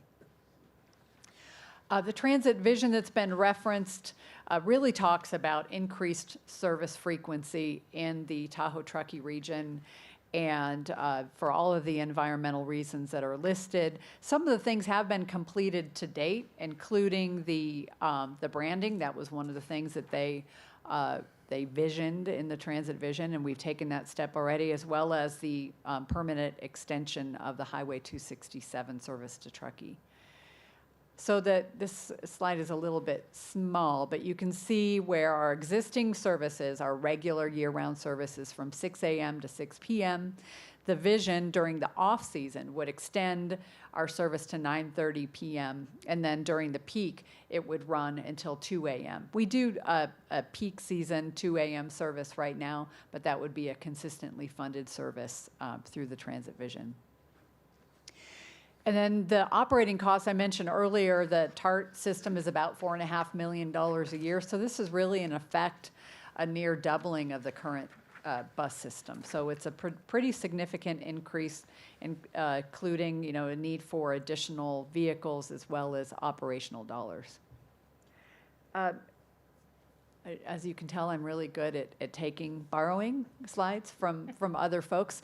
I did borrow these with permission from Celia McAdam from Placer County Transportation Planning Agency, and she's really working pretty hard right now on trying to identify other funding sources for the very significant need in transportation funding throughout Placer County. So this is a Placer County wide slide that shows what the need is and then what the potential, the projected funding source breakdowns are. And as you see, because of the allocation of your board funding to the TOT funds are used for transit. This is a county-wide slide, so a lot of these projects that you see here are projects outside of the Tahoe area. The last three in blue are the potential projects that could be funded with a proposed half-cent sales tax that may go to the ballot in November 2016. They're doing that analysis right now, and all this work that you see before you in these slides is work that's kind of informing whether they would or would not go forward with that. So in the Tahoe area, it would fund transit, it would fund commuter bus extension, it would fund trails as well as construction, operations, maintenance of those trails. So Celia's plan for moving. Jennifer? Yes. You have a question? You may have gotten the mailer from PCTPA in the mail last week. I think I got mine on Saturday, so a very nice mailer about what PCTPA. I haven't gotten it yet. we haven't seen it in Eastern Placer. Oh, well, I'll make sure you get it. Thank you. I'd love to see it. Did you? It's fascinating. So as you see, they are continuing to do outreach in the communities. Celia has been to both of our municipal advisory councils discussing the potential proposal for the sales tax increase. She will be going back to refine the plan, and then in 2016, the PCTPA board will be making a decision whether or not to proceed with the proposal, and then they would have a privately funded campaign if they decided to go forward. I'd like to point out here that Placer County's been recognized quite often lately for its investment in transportation and transit projects. APWA just recently awarded the Kings Beach Commercial Core project with the Best Complete Streets project. So that's something that our Public Works Department has worked very hard on, and before the project is even complete, they've already received a few awards. Just a week and a half ago or so, the Truckee North Tahoe Transportation Management Association had their 25th anniversary awards event, and Placer County won 3 awards at that. I actually have one of them with me here today. I have to give to Peter because I accepted it on his behalf. So it's actually a pretty cool looking award that the TMA provided to DPW and its staff on behalf of Placer County for doing a great project in our region with huge impact to the environment as well as the economy. So this was the most impactful road project. We also received an award that TART staff accepted for the most impactful transit service project, and that was for the extension of the Highway 267 service permanently to Truckee, which will take place starting December 14th. And I've got a picture of all of our TART folks, I know Will is happy to see himself there. Accepting the Highway 267 Extension Award. And then do want to point out, because Will Garner, our Placer County Transit Manager, is here, won what is called the Chip Matcham Award, which is an award that individuals can receive for exemplary service in serving their community related to transportation and facilitating extended service. There have been a few recipients of that award. I think 3 of us might be in the room right now, but it's actually a really great award, and really Will deserves a lot of credit for the extensions of service that we've done and the kind of cutting edge changes that we have made in the TART system. So I want to congratulate him for that. Good job, Will. Nice job.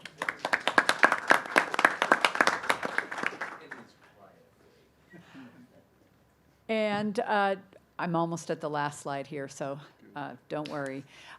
Some key takeaways here, and I think this was important in talking to the TRPA governing board about too, that partnerships really are a key to our success and our excess. In expanding our transit systems and getting transportation projects done, we really work together to get that done.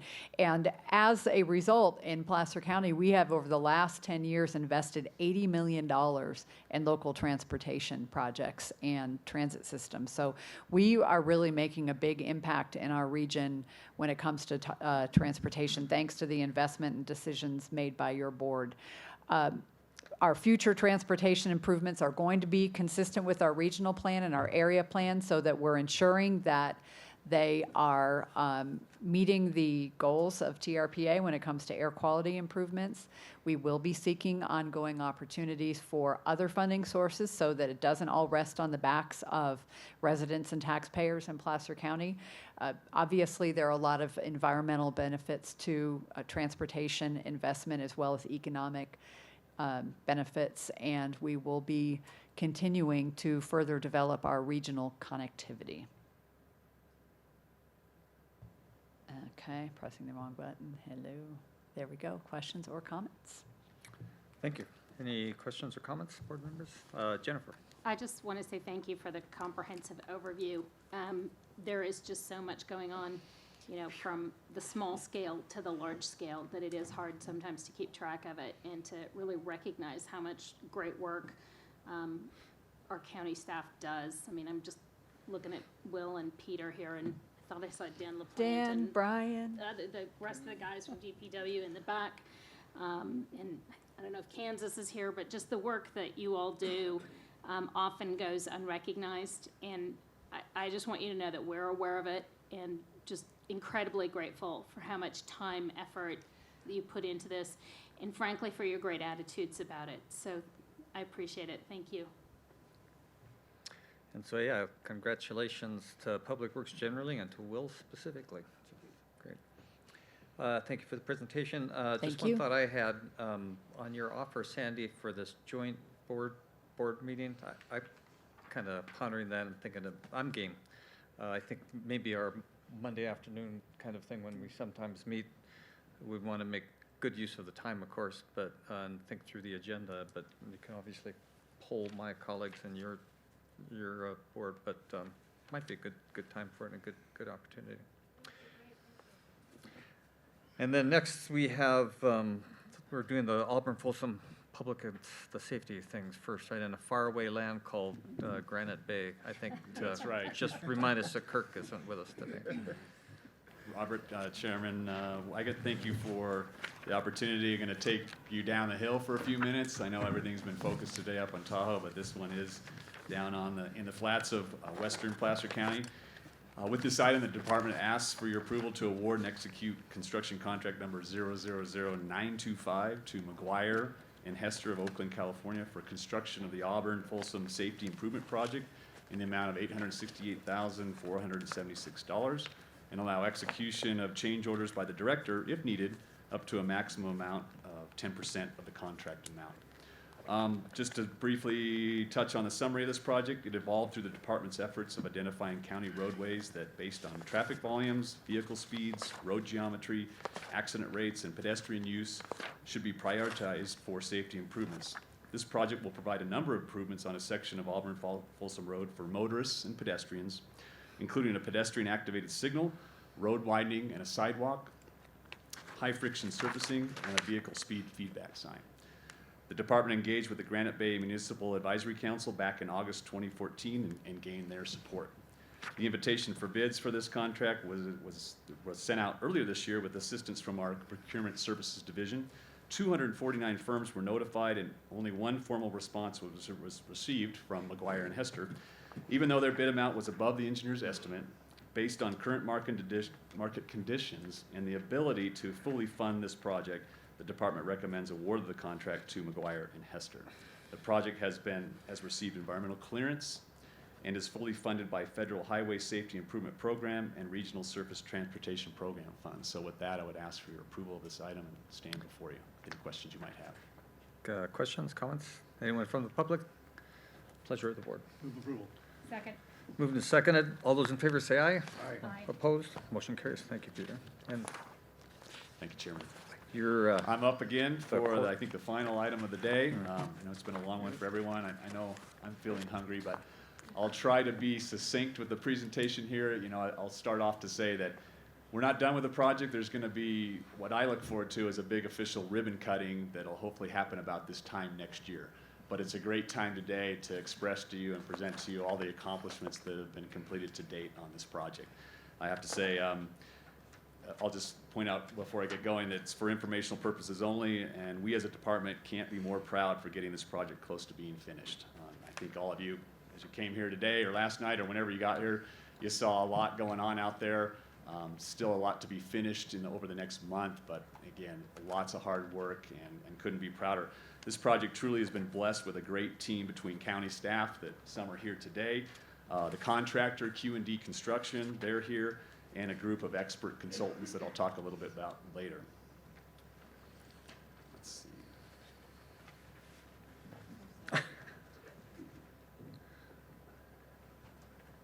All right, so just a recap of what is the purpose of this project? I used to have another word in there for the word silly, because it's really to make that impact on what this project is about and how it came about a long time ago. It really was all about the lake. It still is. It always will be. You know, I'll say nearly 50,000 pounds of total suspended solids will be kept out of the lake on an annual average basis to protect the lake's clarity and quality. And that is really the cornerstone of this project. But over time, with community feedback, the project morphed from not just being water quality protection, but goals of improving pedestrian mobility, and downtown beautification emerged to that long community process.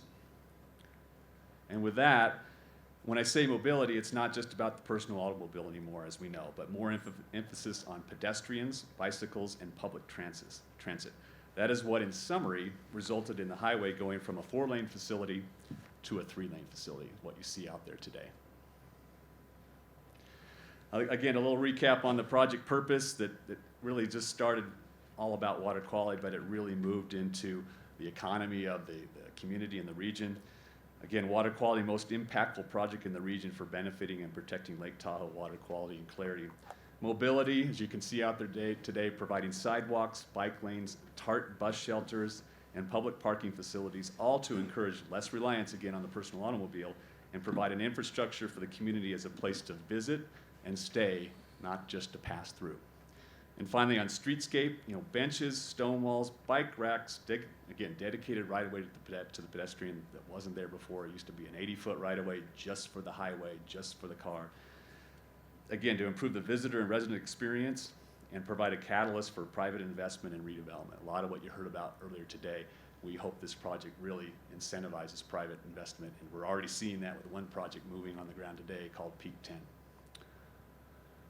Quickly to talk about a big project, so lots of contracts. Those 3 up there at the front, at the top, neighborhood traffic management project, the core, parking lots and bus shelters. Those 3 contracts are essentially done or close to being finished. The big contract out that you see out there today is the core of the core. But we're building 2 public parking lots on the back streets at Rainbow and Salmon, and then 2 TART bus shelters are out being built under a separate contract. And then the last 2 contracts to emerge next year, gateway to the core, which are the edges of town, and what's called the West End parking lot. Quick just footprint of where all the work is. This slide shows you the extent of the current contract and all the work that you see out there today. What's basically left to be completed are 2 TART bus shelters, a public parking lot, and some road work on the county roads. And then just real quick on schedule, we started this project back in April 2014 with an estimated completion of next year, July 2016. This is really the core contract, but it's it's the bulk of the work that we're doing out there today, even though we still have some work to finish next year. $21.4 million contract split up between a big chunk, as you can see, in drainage and stormwater improvements, $7.2 million, over $2 million in streetscape improvements, and then $12 million in roadway configuration, sidewalk, and transit improvements. And real quick, I'll try to be brief, but I just wanted to kind of shout out the magnitude of what's built out there today.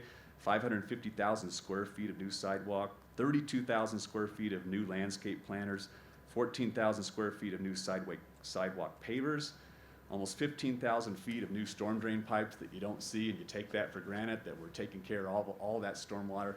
That was the big impact last year of just doing all the undergrounding work, so we could get that done early, relocate utilities, all that sort of thing. 7 new advanced treatment systems for stormwater. I'll talk about that briefly here in a minute. 3 new drainage basins, 2 reconstructed drainage basins. And then that all kind of looks at the environmental effect of this project too, is reducing the coverage out there by 16,000 square feet. Kind of going to a 3-lane highway from a 4-lane highway gave us more space to do landscaping, and again, have less impervious coverage out there in that part of the community. 11 new concrete TART bus pullouts. I can't say enough about that if you looked at a 4-lane facility in the past, there's no way you could have that ability to provide a lot of the safe pullouts for TART. And I do think everything we talk about today with public transit, this project really helps encourage more public bus use with those 11 pullouts and then additional shelters that'll be built. I think that'll cover a lot of the streetscape furniture that I've talked about already. And then I'll quickly move into some of the photos here of just what's gone out there. You'll see it out there today if you have a chance to go out there and do a walk. But again, a big focus on stormwater. The cornerstone of water quality protection of Lake Tahoe in this project is, again, keeping 50,000 pounds of sediment out of the lake on an annual average basis. These units, and one you see here, are built to pull out sediment particles down to as small as 10 microns in size or less. The regulatory threshold that we operate under up here in Tahoe is 16 microns, so we're beating that. And just for scale purposes, if you don't know what a micron is, 10 microns equals 1/100th of a millimeter. So I'm pretty sure you could drink the water coming out of this unit, and maybe we need to think about that with climate change, and we could start harvesting our stormwater. So we're really proud of that system. Again, just a bigger shot of that system down by the lake. It's called the jellyfish system, and it's again, a very sophisticated filter system. This is not one of those systems. This is really just getting all the traction sand that comes off the highway that's upstream of that downstream sophisticated treatment system. And then I think, I didn't work with Jennifer, we're sharing slides here, but infiltration of stormwater is our biggest priority. If we can infiltrate that water before we have to pay more operation and maintenance for the sophisticated technology treatment using the jellyfish units, it's better to do as much of this as we can. So a lot of emphasis on detention basins. And then what little is left does get down to the lake, and this is some of our retrofitted outfalls that come down to the lake. Quickly, the core construction, some of the sidewalk work that happened last year. A big focus here is in what you'll see today if you take a walk out there. A lot of effort with American Disability Act compliance, making sure that all of our improvements in the public right-of-way would meld and connect with all the private businesses. And you'll see, if you're walking down the street, almost every business has a ramp or some sort of feature to make sure all people can get to those businesses. And I didn't realize how big of a part of that project, part of the project that is, but it is a big part. And we're proud of that, obviously. And the other part that you'll see out there too is just some of the driveways, trying to make conforming between the elevation of the sidewalk and down to the private businesses. A lot of effort, again, to help that economy grow in the future for this community. Just the intricate work with some of the paver stones that you see out there. A lot of that you'll see out there today if you take a walk. Bike racks, these stone walls, benches, A lot of great work. And then stealing some slides between Jennifer and I, just that more showing, again, that dedication of right-of-way to the pedestrian. And a little bit about roundabouts. You know, we have the 2 roundabouts that were built, one that replaced the signalized intersection. You know, we do get a lot of comments about, boy, it's slowing down traffic and all that. I think there's still an education piece that goes on with the motorists and the pedestrians for how these work best. One thing to note here is that we have these splitter refuge islands make the pedestrian crossing that much shorter. And so if you look at that picture, the car, if there was a car coming behind those people, that car could legally move through the lane behind them and not wait for the pedestrians to get to the other side.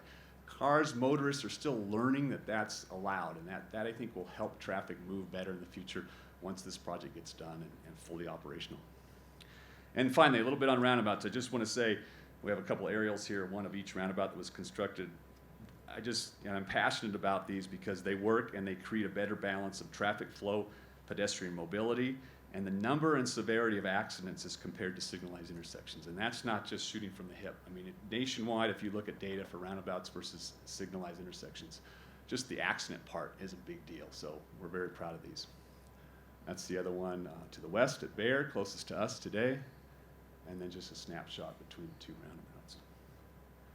You know, finally, quick, this is the contract that'll go out next year, which is the edges of town that we still need to complete with sidewalks and redoing the intersection at 267, and then continue our sidewalks east to Chipmunk with some more work up on the county roads.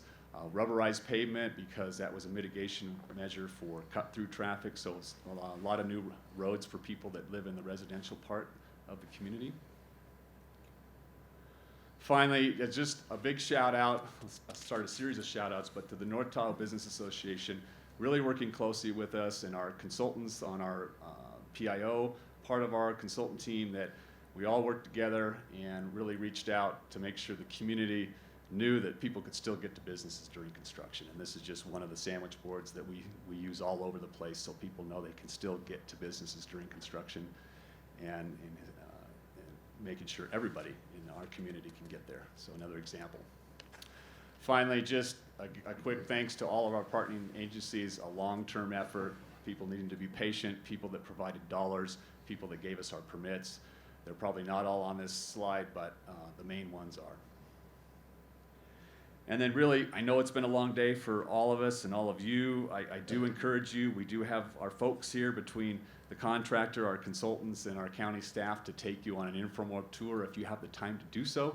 We'd be happy to show you a section of some of the new work that I don't think you saw last year, kind of take you on a quick tour to the west of the event center if you have time.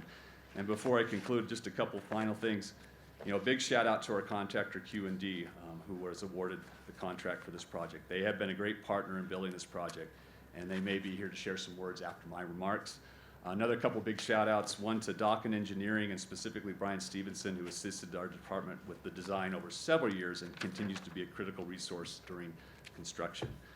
In fact, he was a big help just with the Peak 10 project, getting Caltrans to understand how the drainage system worked out there and allowing the drainage to work on that Peak 10 project. Couple other shout outs to some of our consultants. Andrew Ryan with PR Design, he's been a big inspector on the project. Local consultant Wally Auerbach was involved with some of the public parking lot design, so that's a shout out to him. In addition, our construction management firm, CH2M Hill, has done an exemplary job through the leadership of Pat Perkins during all the construction on this work. And I'm going to indulge you just for a couple minutes, because everything I said to me, or to you and everybody here, doesn't have the impact as it does if someone from the community shouts out and makes some says some words. And I just want to do a quick quote from a business owner in Kings Beach. And he wrote an email a couple months ago actually sent it to Patrick Perkins with our construction management firm. He says, during the spring and summer of 2015, Kings Beach experienced a major transformation. The business core of Kings Beach has been transformed from a 4-lane speedway to a tree-lined, pedestrian-friendly beach town. Traffic has been slowed to a sensible and safe speed. During the upheaval that was the build-out for the project, sales at my store experienced an expected slowdown. During the inconvenience of the construction, every effort was given to minimize my losses. CH2M Hills and Q&D's personnel were available and made every effort possible to help me through this turbulent time. Even with the road in front of my store at times impassable, accessibility was always made available to customers by removing obstacles and keeping my walkway unobstructed. Help was given to me from every worker that was involved with this project. This help came from everybody, including traffic monitors, tractor drivers, the builders of my ADA compliant walkway, the guys picking up and cleaning up after each project was completed. Every person associated with this project had an attitude of how can I help? I did not once have an experience with anybody that had a chip on their shoulder or didn't want to help. Since the completion of the project, my business has experienced a 25% gain in sales month to month over the year before. Customers comment to me daily on how wonderful it is having sidewalks throughout town. They love the feel of the town and how having a pedestrian-friendly street adds to their shopping experience. Thank you CH2M Hill and Q&D for the beautiful job that you did, and thank you Placer County for your tenacity. Everything imaginable, including the Great Recession, was thrown at this project, but are now near completion, and it is truly a great success. And this comes from Richard Smith of Sierra Shirts and Shades. So I'll end my presentation on that. Thanks for your time. Congratulations to the whole team from top to bottom, just really well done, and I'm sure it's going to have lasting impacts on Tahoe City for many, many years to come, so thank you. Thanks. And again, if you do have time at the end of the meeting, we can kind of escort as few or as many of you out and show you a quick tour if you have the time. So, thanks again. Peter, Jennifer. Before you take off, just thanks again to everybody. And I've received that same kind of feedback from members of the business community here. In fact, from some people who were extremely skeptical about the project in the first place. And, you know, they've had the grace to come up to me and to other people and say, you know what? We were wrong. And this has been such an incredible improvement, and thank you. And so please pass those thank yous along. These were truly some of our harshest critics before this project went forward. The one piece that I did want to touch on just briefly, since we do still have a few pieces to complete this, is the neighborhood traffic management plan. We are still working on, once the core of the core is finished, really still looking at those neighborhoods and understanding where we need to tweak that neighborhood traffic management plan. Things are, you know, up in the grid are not set in stone at this point. Right. There are still opportunities, you know, for stop signs in different places or speed bumps in different places or some of those other opportunities to review what actually are the on-the-ground impacts. And so I want to thank you and your staff, and then also Rich Moorhead, who put together some traffic measuring studies over there just before Labor Day, and I believe over Labor Day, because we wanted to get both non-holiday and holiday times, midweek, weekend. And so, you know, I know there's some folks that are still sort of looking towards that piece, and I just want to give them some reassurance that we're focusing on that. We're not done. We understand that there may be some necessary tweaks up there. So correct. Not walking away. Adaptive management. Exactly. Right. Thank you so much to everybody. Sure. Wonderful project. Yeah. Great. And we have no closed session today, so we are adjourned.